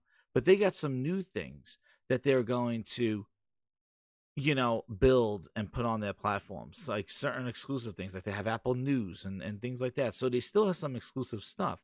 And they were talking about advertising and saying that, since it's everywhere and stuff, like, they're not going to put tons of money because it's not a driver of their product. And I just thought about the PlayStation situation. And it's like, the thing is that Sony, the Apple Music and Apple TV they're doing what they're doing, right? And they did what they did. They brought people into their ecosystem. They brought people into their devices, and it was used to leverage their devices. Sony, God of War, Uncharted, Last of Us, they all did what they needed to do at the time that they were released. They brought in the market. They brought in the mind share. They sold the consoles. It did what it needed to do. They could spare them now because they're making new stuff, because they're making new experiences. They're not saying, like, we're just going to rely on our old-ass games from now until the end of time. Hey, you remember Halo 2? Well, let's play it again now in 2022. Woohoo! No. It's up-resed. No. You can't rest on your laurels. You have to make new stuff. This was something that grinded my gears crazily with the backwards compatibility on the Xbox. I thought the backwards compatibility, we added Crimson Skies as backwards compatible. Oh my God, so that means you're playing Crimson Skies 2? You're making it? No. Go play Crimson Skies 1 with no online, but it's higher fidelity with the new power of the Xbox One. Why? Crimson Skies is backwards compatible today. Why? You should be making that backwards compatible because you're making the sequel, right? No. And the backwards compatibility never led to a sequel. Voodoo Vince is now remastered. Why? Just like it looks better. Why? Because you're making Voodoo Vince 2? No. So you're just resting on your laurels. You're like, remember that game you played 5 years ago, 8 years ago? Well, play it again. Play it again. With Sony's like, these games did what they had to do. I'm not going to sit here and talk about God of War 2018 from now until Game of the Year. Remember Game of the Year 8 years ago, 4 years ago, remember? Why? You make the new one, and then you have the guy making another game that's going to start anew. Put God of War on PC, get ahead. We got this new space game, sci-fi game, made by Santa Monica, brand new. See you later. God of War did what it had to do. It did it. It did it. It had its time. We're not going to sit here and talk about God of War 2018 for the next 6 years going, remember that game? I'm going to play it again tonight on my PlayStation 6. No. New experiences, new games to bring in a new gamer and keep the old gamer yearning more and new experiences. Not saying, I played this game 10 years ago. I'm going to play it again. Resting on your laurels. And they got a lot. Jaguar32X says, PC ain't shit when it comes to paying for games. Third parties that switch led platform to PC make me laugh. Yeah? And Bootleg Joel cap with that one. Bootleg Joel, to cap that off. PC is irrelevant. It is. That's where you type up Word documents and Excel files. That's right. Nobody games on keyboard. Keyboard's for work. Keyboard's not for games. That's for work. That's for emails. I look at a keyboard, I'm like, oh shit, I gotta send out some emails. I don't look at a keyboard and go, oh yeah, I can't wait to game tonight. That don't get me excited. And my hotkeys. I don't know. Some people get all hot and bothered over hotkeys. But yeah. But no, PC. But no, I'm going to be real here. Because before I get all the dislikes from all the PC dudes, I'm going to tell you right now, it's an Excel machine. PC gaming is more accessible than ever, though. Even though I joke about the PC, the keyboard and mouse and all that other stuff. But PC gaming, because of the capabilities of these machines and the size of these games, they're not like these huge, amazing, like monstrous games. There's a lot of types of gaming you could do on PC. So it is definitely a growing area of that something's like, hey, I got a gaming PC. It used to be like the dude on the corner that smelled like shit. Now everybody has a gaming PC pretty much. Like you could play, you're capable of pre-gaming. Like, it's pretty accessible, pre-built and stuff like that. Like when you heard gaming PCs about 10 years ago, you're like, oh man, that dude got a lot of money. But yeah, it's more accessible. So I see the interest in the market. Gaming laptops. Look, I can't believe how small they are, man. I got the Zephyrus G14. Crazy. 3060 in it. With the AMD processor, and then I have an MSI here with a 2060 in it.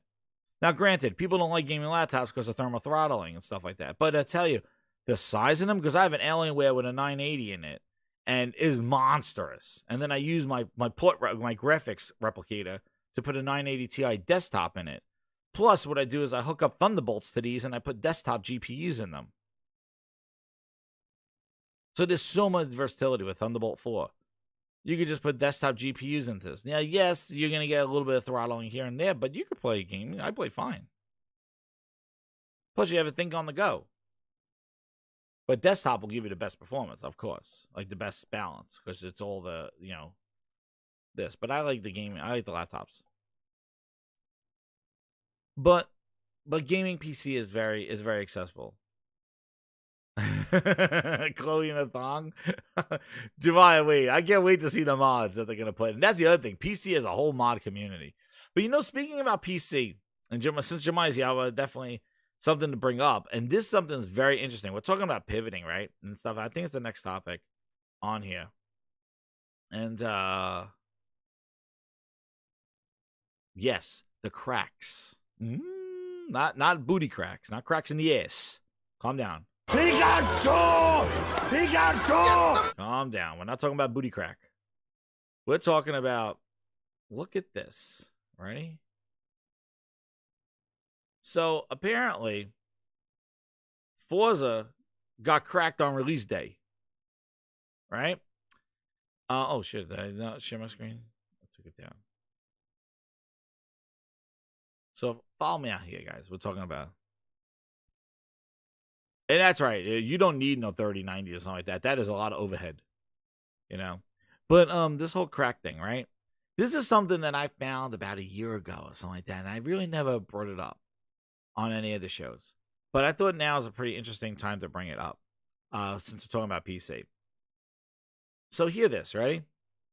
So Forza got cracked in 0 days, right? Same day. So I went to that website to take a look, right? So Forza Horizon 5 got cracked on release day. Now watch this. Let's look at Forza Horizon 4. How long did it take?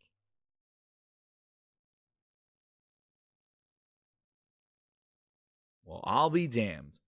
Forza Horizon 4 got cracked in 310 days. Now look at this little protecting on it. Look at this. Remember these little letters? UWP. It's all about the W. It's not worth winning if you can't win. Yeah. UWP. Remember the days when the Xbox was promoting Windows and the Windows Store and UWP as the one platform shell to bring their games here, and it's one game crossed by UWP is the world. But then what happened? What happened? That like button. What happened? They pivoted. Master Chief Collection. Going on Steam day and date. Well, look what happened. They went from a secure system that made their game not cracked in about a year to a game that got cracked the same day because they got rid of UWP. Want to see something else? Let's see Gears 5. Gears 5. Steam day and date. Let's see. Cracked in 9 days. What do you think Gears 4 got cracked in? Anybody? Bueller? Bueller? Bueller? Gears 4.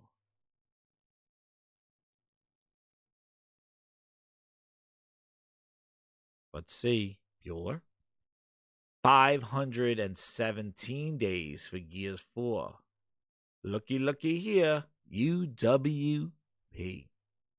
Remember one of the biggest problems, Jeremiah was mentioning about mods. One of the biggest things that UWP didn't allow, I'll be happy to tell you what I don't allow you to do, is that UWP locked the game's files within the operating system. The folder was hidden. Yes, Gears 4 was on PC. But look, it got cracked in 517 days, and that was because of UWP. UWP locked the files away that it was very hard to crack these games because of the Windows 10 store. So when Microsoft pivoted and said we're putting games on Steam, because they knew nobody was coming to the Windows 10 store for this, because it was a security measure for them. It was almost analogous to the structure of a console. Because remember, piracy does run a little rampant on PC, to say the least. And consoles kind of like, yes, cracking and hacking on consoles. They just said at the PS5, they got the codes and stuff. There is hacking, but it's not like you could just search in Google for like a friggin' hack. You could say crack games, and there's a storefront basically of crack games for it's easy. It's not even that you have to put in like the crack codes and all that other stuff, the key generators and stuff. You don't even need to do that anymore. They got storefronts that I went to Steam. I was like, Steam crack games. It took me to Steam Unlocked, and I was like, holy crap! Like I was in there. It was a whole storefront of just crack games. It's easy.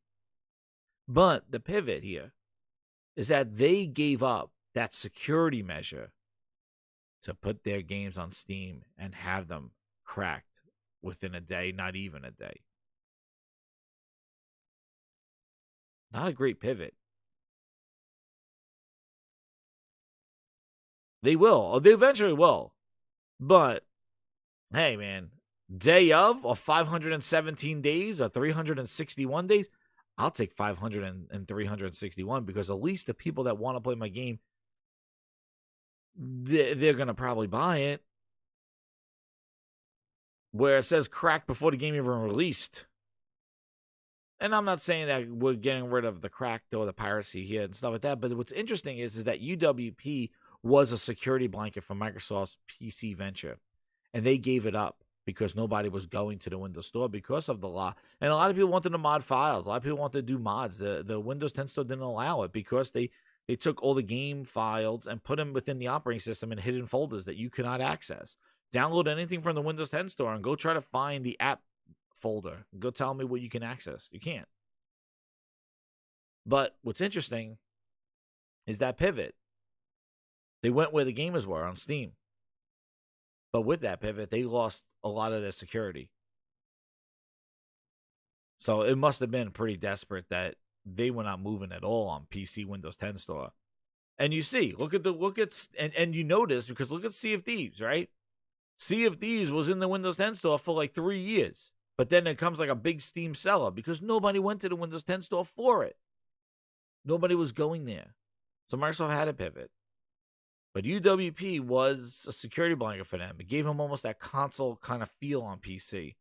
At least they kind of had some time. But yeah, it was very interesting that, they got cracked in so differently. For Forza Horizon 4 and Gears 4. 500 and 300 days as opposed to 9 days and day of that. But I just thought that it was very interesting that Microsoft took that risk. Pivot Soft. That's right, Gaming Night. Yes. That Microsoft took that risk. Yeah.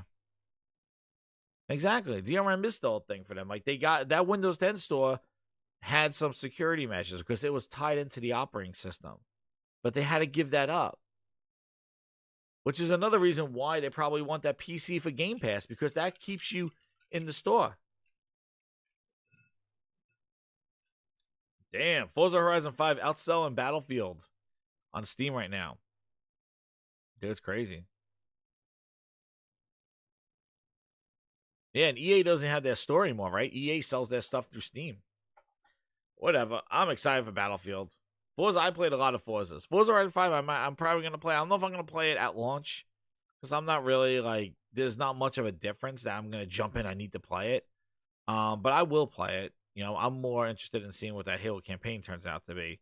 But Forza Horizon 5, I'll play it. Maybe I'll see. But I'm just not jumping for joy to say I have to play Forza. There's nothing right now that I'm like, I have to play this. Battlefield has more of my interest as to, like, a must play.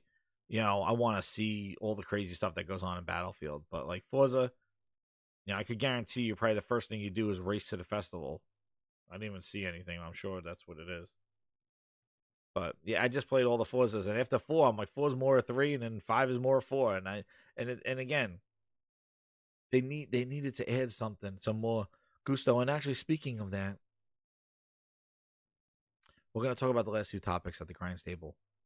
Let's go.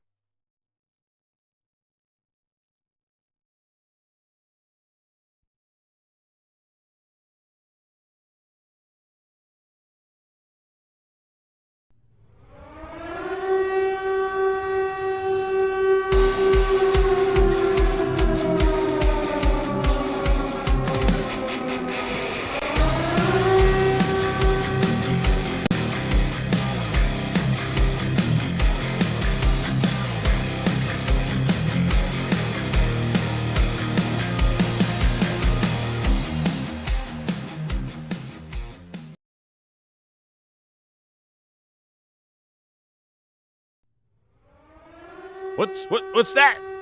Whoa! What's going on? What's going on? The sirens?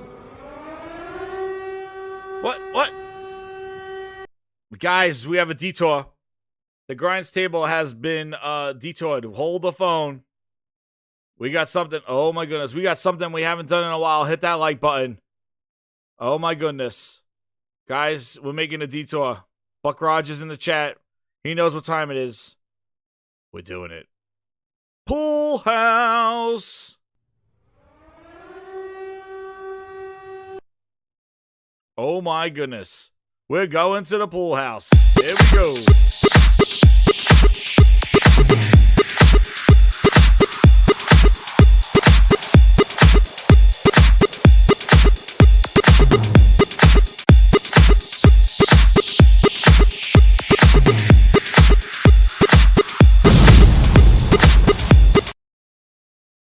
Oh, man. That's right, guys. The grinding gear has returned. Ooh, grinding gear has returned. We got some.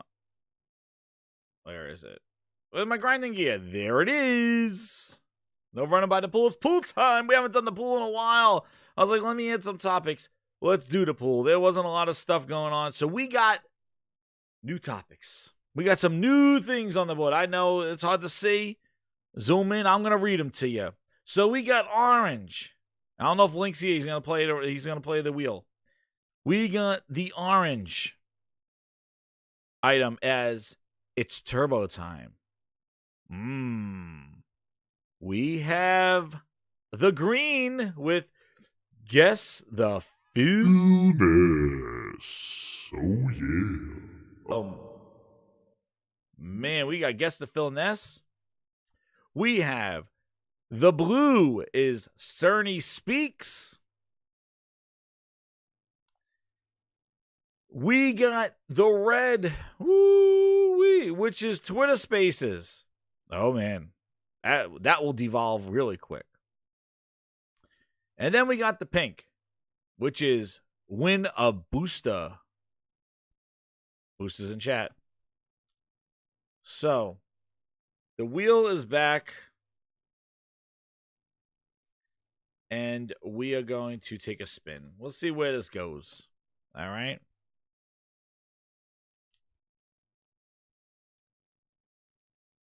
Let me see here. I got to grab this one here.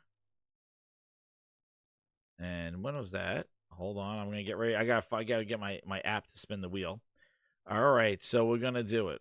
Okay. Spin this wheel. All right, Grinders, you ready? Hit that like button. We're going to spin this wheel. We're going to see where this is coming on. Come on, booster. Well, if you get booster, the game's over. Could you win a booster? All right. Hold on. I'm going to get my thing set up here. All right. All right. Let's spin this wheel. Let's see what we get.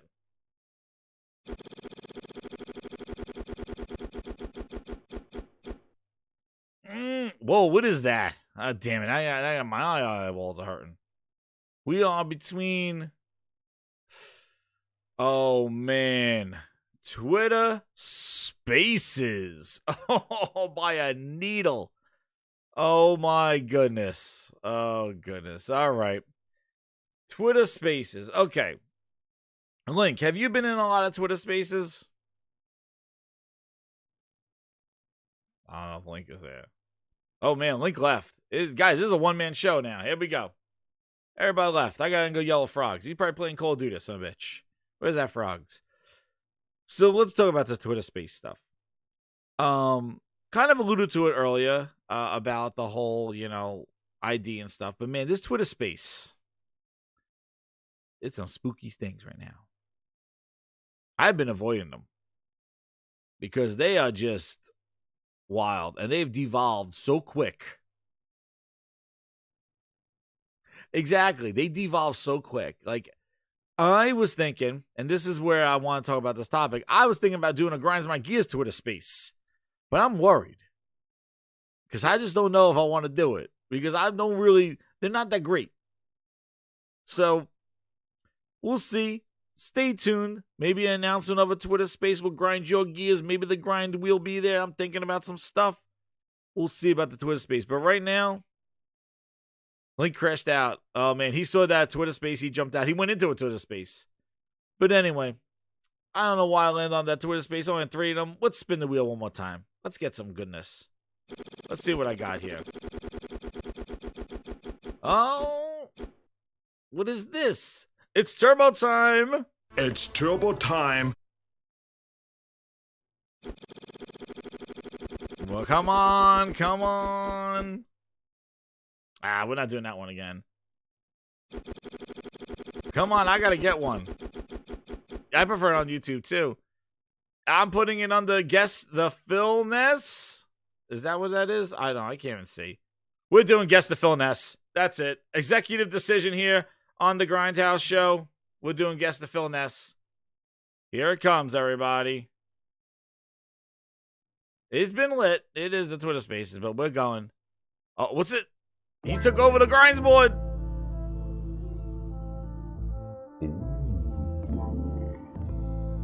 I don't care if you landed on me directly or not. This is Philness. And this is Guess the Philness. It's November, everybody. Overruled. That's right, Josh. It's overruled. Philness takes over all. So let's play Guess the Philness.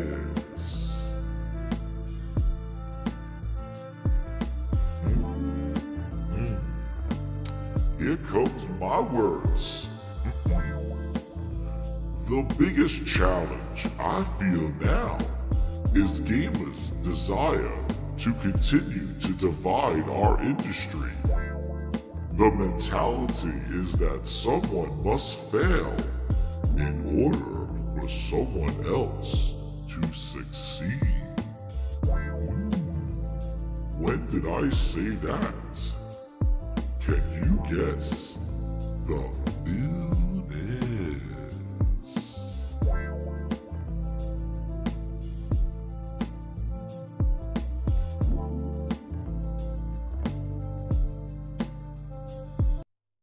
Ain't nobody got time for that. Oh, damn. That Phil Ness. He took over the street. He didn't care if he got landed on or not, man. He's so powerful, that Phil Ness. So when did he say that quote? You know, it's interesting, that funny that quote comes up from Guess the Phil Ness, because the biggest thing here is that it seems everywhere I look on Twitter and Twitter Spaces is that everybody just wants Sony to fail. It seems like Sony has no games for the next month or so, and that automatically makes Xbox better. they're not listening to Phil. Because Phil says you're not just better because someone else is failing. And Sony is far from failing. But I just see this narrative that you got no games or something. Like Sony has no holiday lineup. Dude, you better hold your roll and shut your mouth. All right? Forza Horizon 5, it's a great game. There's some bugs, there's some stuff, there's some snackable stuff in it. It's more of the same. They could add more. But it's a great game for what it is. And it's quality. That's the biggest thing. It's quality. Remember this moment. For when the 68s come. For when the 70s come. And the 65 Metacritics. And Metacritic don't matter anymore. Just remember this day. The 91 Forza. And how you felt. How your nipples got extra hard. When you saw those Metacritic scores. When you saw quality oozing out of your screen. And Phil Ness oozing through your Xbox. Remember this feeling of quality and content and delivering on a good game that was marketed properly. Remember this moment. Because I feel that there will be a couple of steps back, definitely forthcoming, when all of a sudden Metacritic's not going to matter. It's not about quality. It's about fun. Yeah, those days. We just came from those days. But remember this time, because this is the time that I always speak about, is this is what they should be doing every single month. Every single first-party game should be this. There should not be a question. But because you have one good one and Sony don't have a game in the holiday since when, you're not following the Phil Ness. So when did Phil say this quote, Grinders? You have any guesses?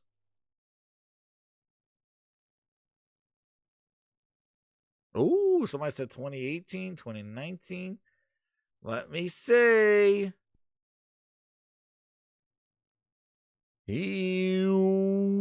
Boom. Circle gets the square. Who said it?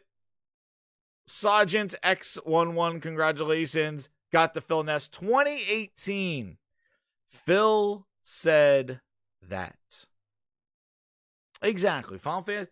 Wait, I'm going to tell you something right now, Grinders. Hit that like button. I'm telling you something right now.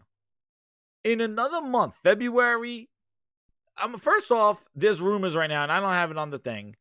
2018, he said it. But the rumors are coming up that Sony's going to have something to announce at the Game Awards. I'm telling you, it's probably the Silent Hills, or it's probably the Metal Gear Solid remake. It's going to be something big, definitely to carry them into the holiday season. Some big announcement, because they're going to put all their big games on sale that they've been releasing. All right? But just coming from another month or so, you're going to have 3 games coming out, and Microsoft's going to be sitting there with their pants down, ass up, booty out. They're going to be telling you about Halo updates. We heard you in February. We're adding XP bonuses. And here comes Horizon Forbidden West. Oh, you know what? We tweaked the friggin' scratches. In March, GT7 is dropping on PlayStation 5. Microsoft puts out a blog. We balanced the Warthog because you had complaints. Season 2 update. That's your rest of your year, because there's nothing after December 8th. There's nothing. Tell me Stalker 2. Tell me Stalker 2. Yeah. Tell me who. Redfall. Okay.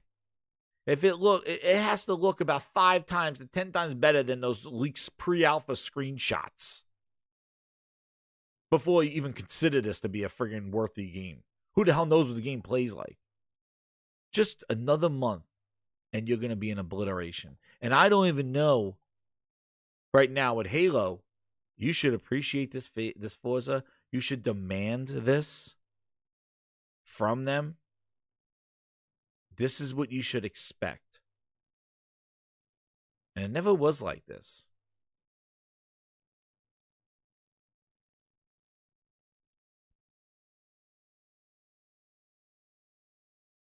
You should expect this quality. Remember this time. Because it's not often that it comes around. And it's the time that we all speak about when we say Microsoft needs to bring high quality, desirable games. So remember this, because this is the time. This is what I'm speaking about. 91, market it properly, great game. Go buy it, go play it. I played all the other ones. I'm not in a rush to play this one, but I cannot deny that it is a great game. That it is a quality game. It's quality. That's the thing. Yeah, there are bugs and all that other stuff, but it's something that they should hold a hat on to, that the Playground does do a good job. And give them the credit where credit's due. So remember this. Because I have a feeling if Halo doesn't hit the way people expect it to hit, we're going to be back to Metacritic don't matter. It's fun when I get my friends over to watch me play. Craig looks better than before, even though he looked like a baby's ass. Now he looks like a hairy BG. Hee. So, remember this. Because I have a feeling that in the December, coming along with Santa Claus, we're going to get a lot of friggin' excuses. And then on top of that, we got January and February, March, April, Forspoken, GT7. Oh, here comes God of War announcements, and they're not quiet. They're talking about that Forza Horizon every single time they can. Big news dropped. And I wanted to show you the difference. The difference between this. All right? I won't see that.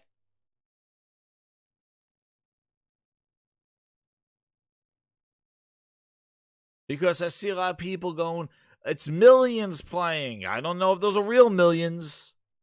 We don't know.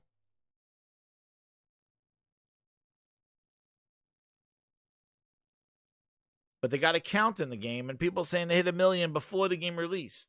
Now, this is the Ultimate Edition. You had to pay for an upgrade. $100 edition, $50, $40 if you had Game Pass. Buying DLC for a game you don't own. That's what that is. You can play it early. Now, the one good thing they put in their pass is that they allow you to get the expansions. Hey, if 1 million people are playing it, that's great. But the one thing is I think the people that really, really want the game pretty much bought it already. I also think Forza is one of those games that people, I don't think are really getting it through Game Pass. I think they're traditionally buying it because, like, it's a quality game. That's the thing. Like, when it's a quality game, they don't have to rely on Game Pass to get it. You don't feel like, oh, I'm going to just try it out on Game Pass because you know it's a quality game. So, the thing is that the main takeaway for this Forza 5 stuff is give them credit where credit's due. They marketed the game. It reviewed well. It should do well. We shouldn't wish it to not do well. But I think the major thing is hold people's foot to the fire. To have them remember how they feel. The moment this is. Because this is the moment that we've been speaking about. That they need to achieve and consistently achieve this. This is the moment. So in a month, if Halo comes out, Craig's face down, ass up. We're going to go back to it's a Metacritic. Wait till they get co-op in there. It'll be re-reviewed. It got 60s because co-op wasn't there. Listen. Coming off this quality, you should have your standards set. And know when Craig comes out, face down, ass up.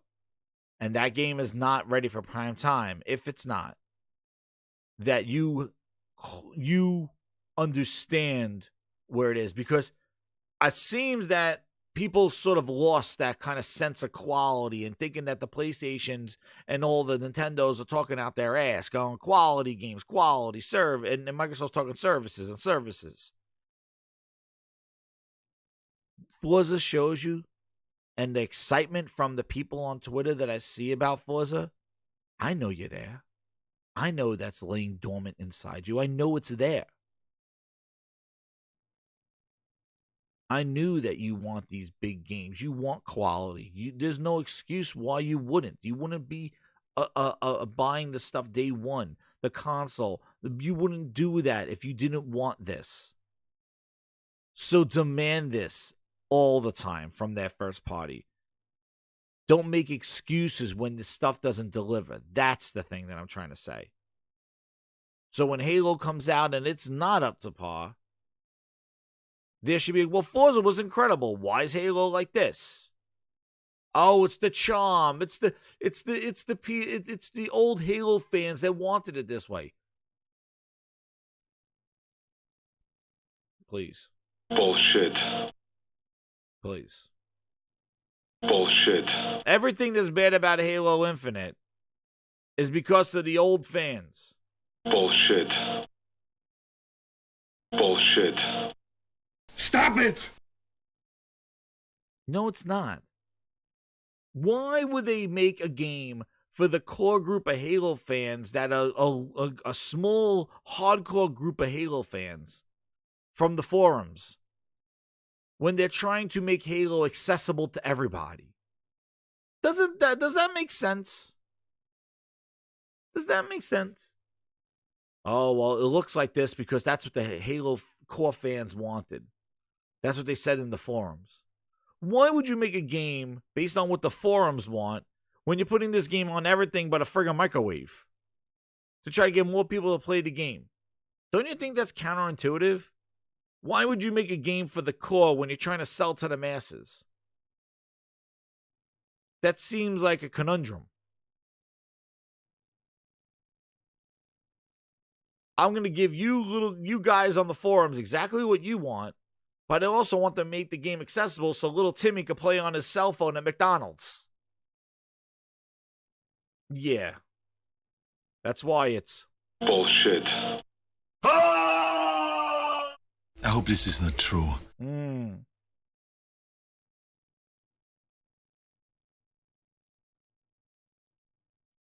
heard me right. Con men, thieves, degenerates, lowlifes, thugs, criminals! That Halo mission structure does look suspect. But they're not talking about that right now. They're talking about the battle pass, and they're talking about they're talking about the character models, because they probably want you to go outside and buy bootleg Joel the Toy. There he is. And Harry Craig. So, you remember my discussions with Forza, right? And Halo about taking stuff out, making it smaller, going back to the beginning. Remember Forza when I did the what if? Remember I did the what if? Snackable. Maybe you don't remember the what if. Here it is. Time. Space. Reality. It's more than a linear path. It's a prism of endless possibility, where a single choice can branch out into infinite realities, creating alternate worlds from the ones you know. I am the Grinder. I am your guide through these vast new realities. Follow me and ponder the question, what if?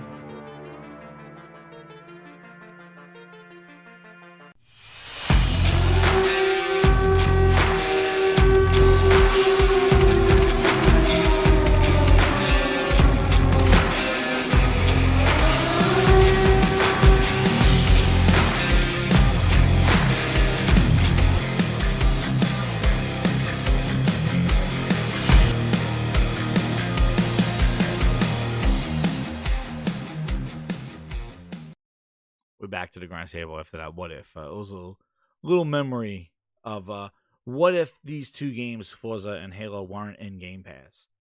Remember the things that we were saying? A lot of the things that I was reading was snackable. Stuff not ready for launch.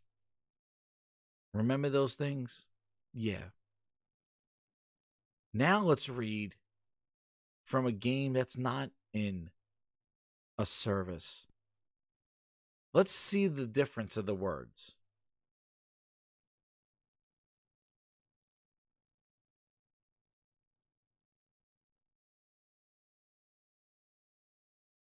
So Horizon Forbidden West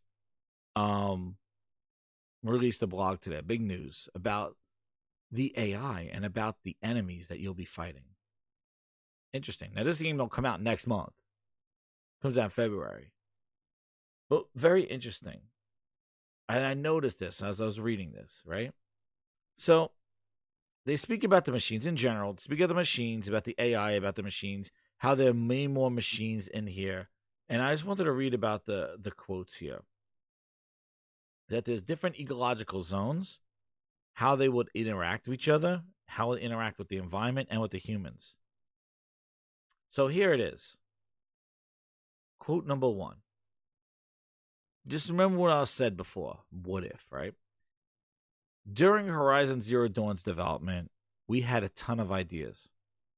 Horizon Zero Dawn, the first one. Of course, not everything can make it into the first game. But now, with Horizon Forbidden West, we've been able to match some exciting ideas that previously weren't feasible with new and interesting concepts. So they talk about then how they do the drawings and then they do the animations. So they mentioned that they have 25 different machines in Horizon Zero Dawn. Finishing them was not easy. In the first game, we had to create a foundation. So we started small by defining different roles. The Watchers like a security camera, the Ravengers and Enforcer, and so forth. Once these base roles were decided, we could continue building on mixing robot designs, unique abilities and features, and of course attacks. Now here we go. Let's see what they say. What is this? We're expanding this catalog further with Forbidden West. For example, we knew we wanted a slightly bigger flying machine than the Glinthawk, which resulted in the Sunwing. But it needed a place and a role in the world. We studied various flying reptiles and primitive birds for inspiration and came up with the concept of their wing collecting solar energy during sunny weather. This in turn created an interesting gameplay dynamic. Sunwings will be vulnerable when they're harvesting solar power, but are also more alert to potential predators when they die. Expanding on the catalog. New dynamic gameplay. Depending on the weather. Unique behaviors like these become the basis, and then they're expanded on when we define the machine's roles in the world. We want to make sure that the machines are connected, that they serve a greater purpose so that the whole machine ecosystem is in harmony. Now, creating an authentic world is the main focus for them, right? The design language was created in Horizon Zero Dawn. However, at the same time, we want to make the new machines different and unique so that we're expanding the world for our players. Do you notice the motif here, Grinders? Hit the friggin' like button. Do you notice the motif here? Do you see the difference? Do you see Event Horizon and out? Do you see the difference? Not scaled back. Not taking back Horizon to what works. Not snackable. I see the word expanding. More. I don't see we're going to take a step back approach and see what works and add later. Do you see? At the same time, we're making the machines different and expanding the world for our players. The machines in Horizon Forbidden West have a lot more functionality this time around, which is a challenge from a design perspective, but hopefully gives the player unique experiences. So now they're talking about the new abilities that Aloy has, but also, without spoiling anything, each machine, these are all quotes, each machine has multiple ways to be defeated. We tried to make it clear for players through the machine design and added textures to show weak points and interactive components. You'll need to study each machine closely. Lots of machines have various weapons. This is not just shooting off components and using them, but You're some my machines number one customer. might be more passive states. What's up, Optimus Back Sweat? Is Salty doing better from the Meltdown, Jez? I don't know. I think he did a video today. I haven't spoken to him since, but I think he's doing better. I know he had to take some time away. But thanks for asking, Optimus Back Sweat. Great name. But I think he's doing better. I know he dropped the video today. But back to the quote, he says that the machines in Forbidden West are more mobile in every way imagining, jumping, swimming, clinging to surfaces. Because of this, Aloy will need to keep up with them. There's new movement mechanics to help her out. We're also focusing on Aloy's ability to survey and plan an encounter before engaging.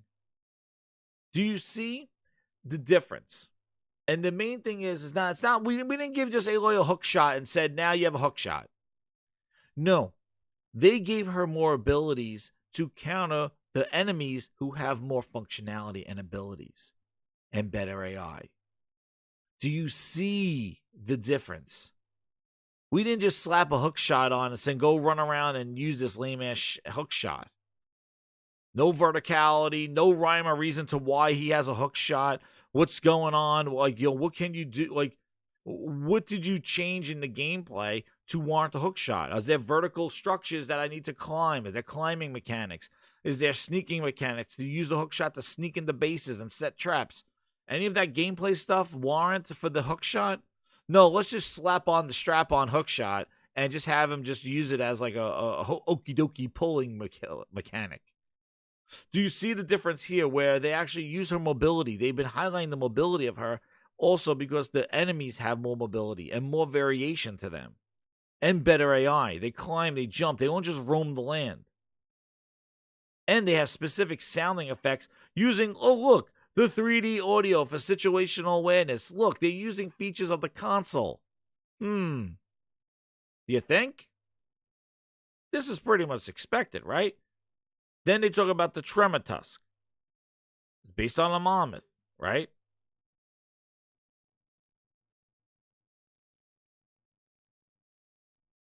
The Tremor Tusk is a well-armored and slow machine, almost unstoppable force. Human enemies can control them, so it seems like a natural fit to combine the two and make our own war elephants. To circle back to the ecosystem of the machines, the Tremor Tusk were created as combat machines, protecting the other machine species. But we recommend using traps as the polecaster to slow them down to reach the speed. Right? Interesting. Then there's something interesting here that says, Aloy, this time around, we've also added more mounts. More. Expanded. More. See these words? Not scaled back, not snackable. More. You can see her riding a claw strider during the gameplay. Some machines may also inadvertently help her out. If a machine is searching for certain resources, Aloy happens to be after, they can lead her to stashes if she's observant, taking some things from Ghost of Tsushima, I say. Also, through overriding, she can now exert some control over the machine's behavior, shifting them into aggressive and defensive states. So now, you expand it onto the hijacking or the overriding in it. See how you don't have to change the game entirely, but you could add more things, exciting gameplay elements, more variation.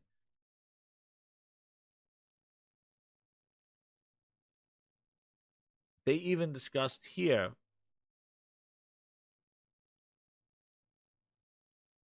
where's the other part? There's one where they said that there was an animal digging, like it'll be digging for resources and create a dirt, creating a dust storm, like a little dust that she could use to hide herself to go past it. So she don't have to kill everything, attack everything. But the AI will be creating digging up stuff and create a smoke or a dust cloud that you could walk through and sneak through to help you do that. That would be cool. Like, yeah, just wait, that sounds cool.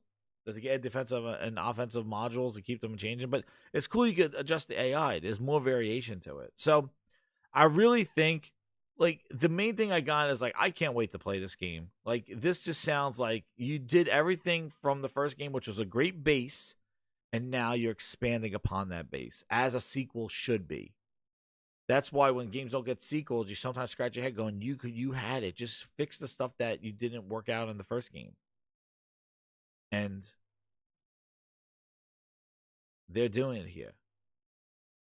But I couldn't stop I couldn't get it out of my head about how I'm reading it. I'm like, yes, expand more, yes.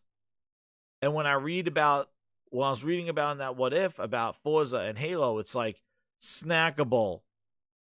It's a bigger area, but the same amount of stuff to do. Now, Forza has a bigger area, but they focus on snackable instead of expanding it, making more. And this is when I say add motorcycles, add special missions, add chase sequences, add cops to it, add. And people are like, oh, no.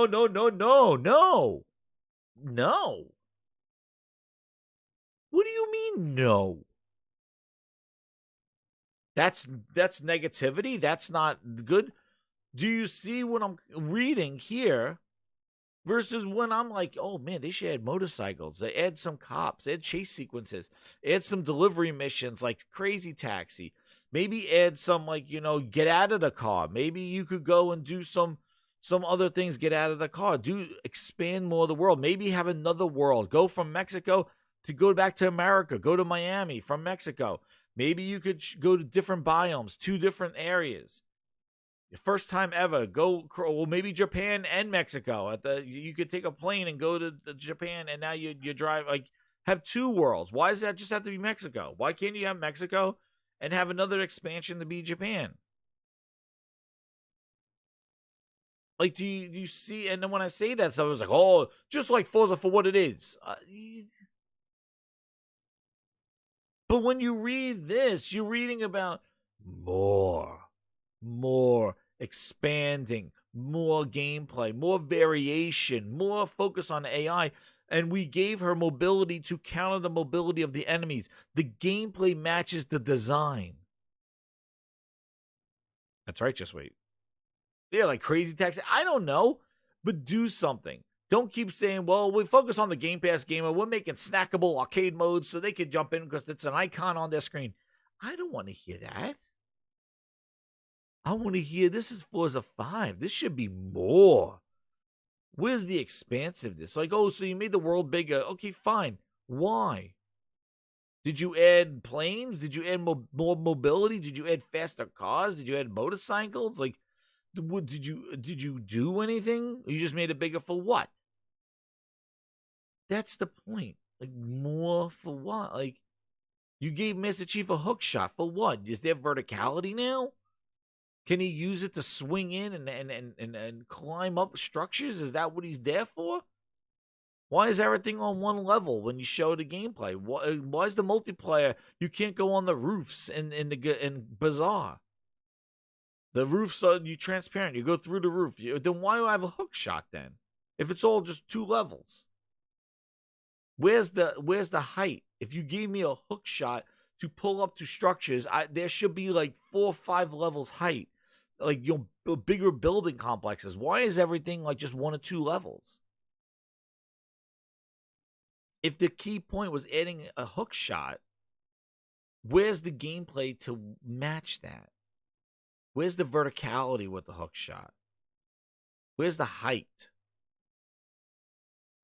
The physics?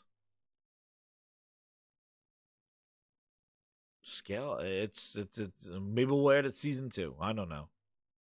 But do you see the differences when you're listening, seeing this? The gameplay's matching the design. And that's the thing where it's okay to ask for more. What's up, Mollusco?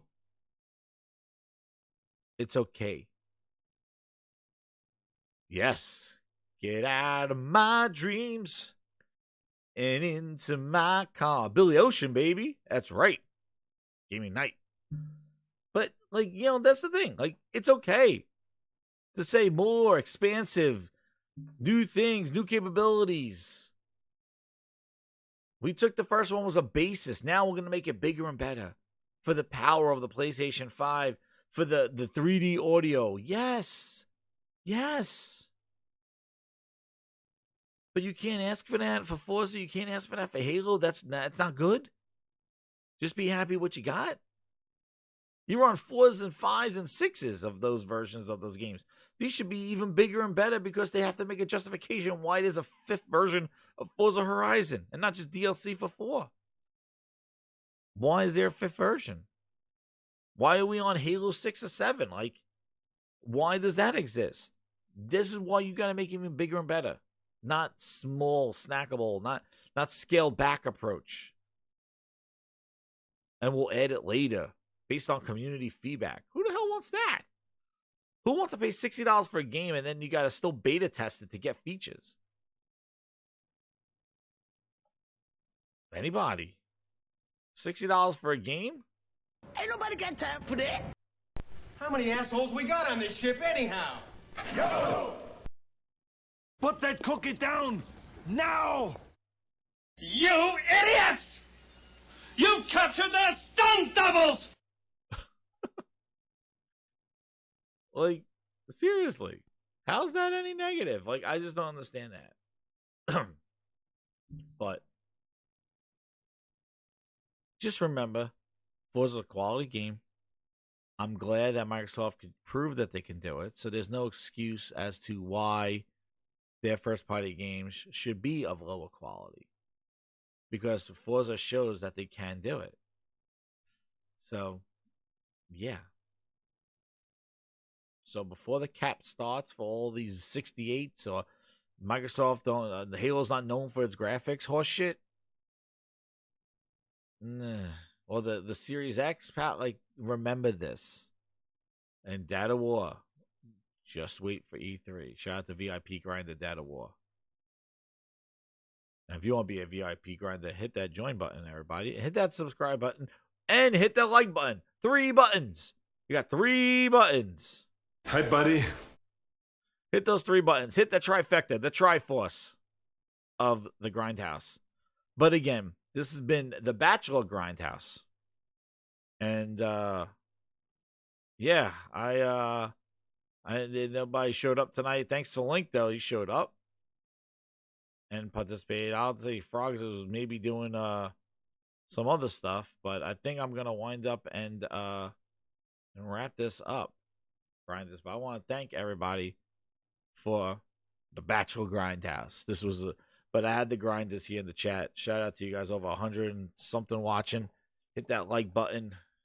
And yeah, keep it locked to this channel. The solo Grindhouse, the Bachelor Grindhouse. And give out roses. But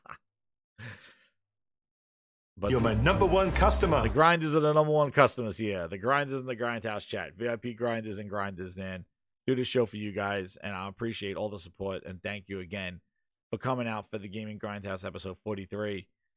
Yeah, and I think that was it from the board. So I did all the board. I don't think there was anything else. You know, I think the one thing about the 4 million, the 1 million in Forza, we'll see. I know they have a good gaming count, and we'll see about it. You know, this is the thing. Don't go out there and hate on the game.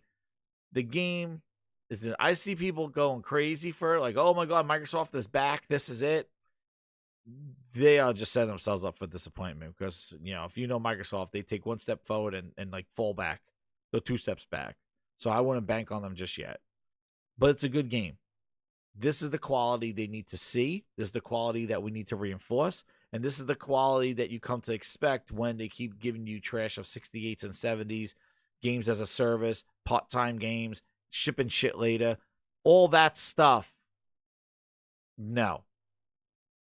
Because they could do it. And Forza is a value to Game Pass.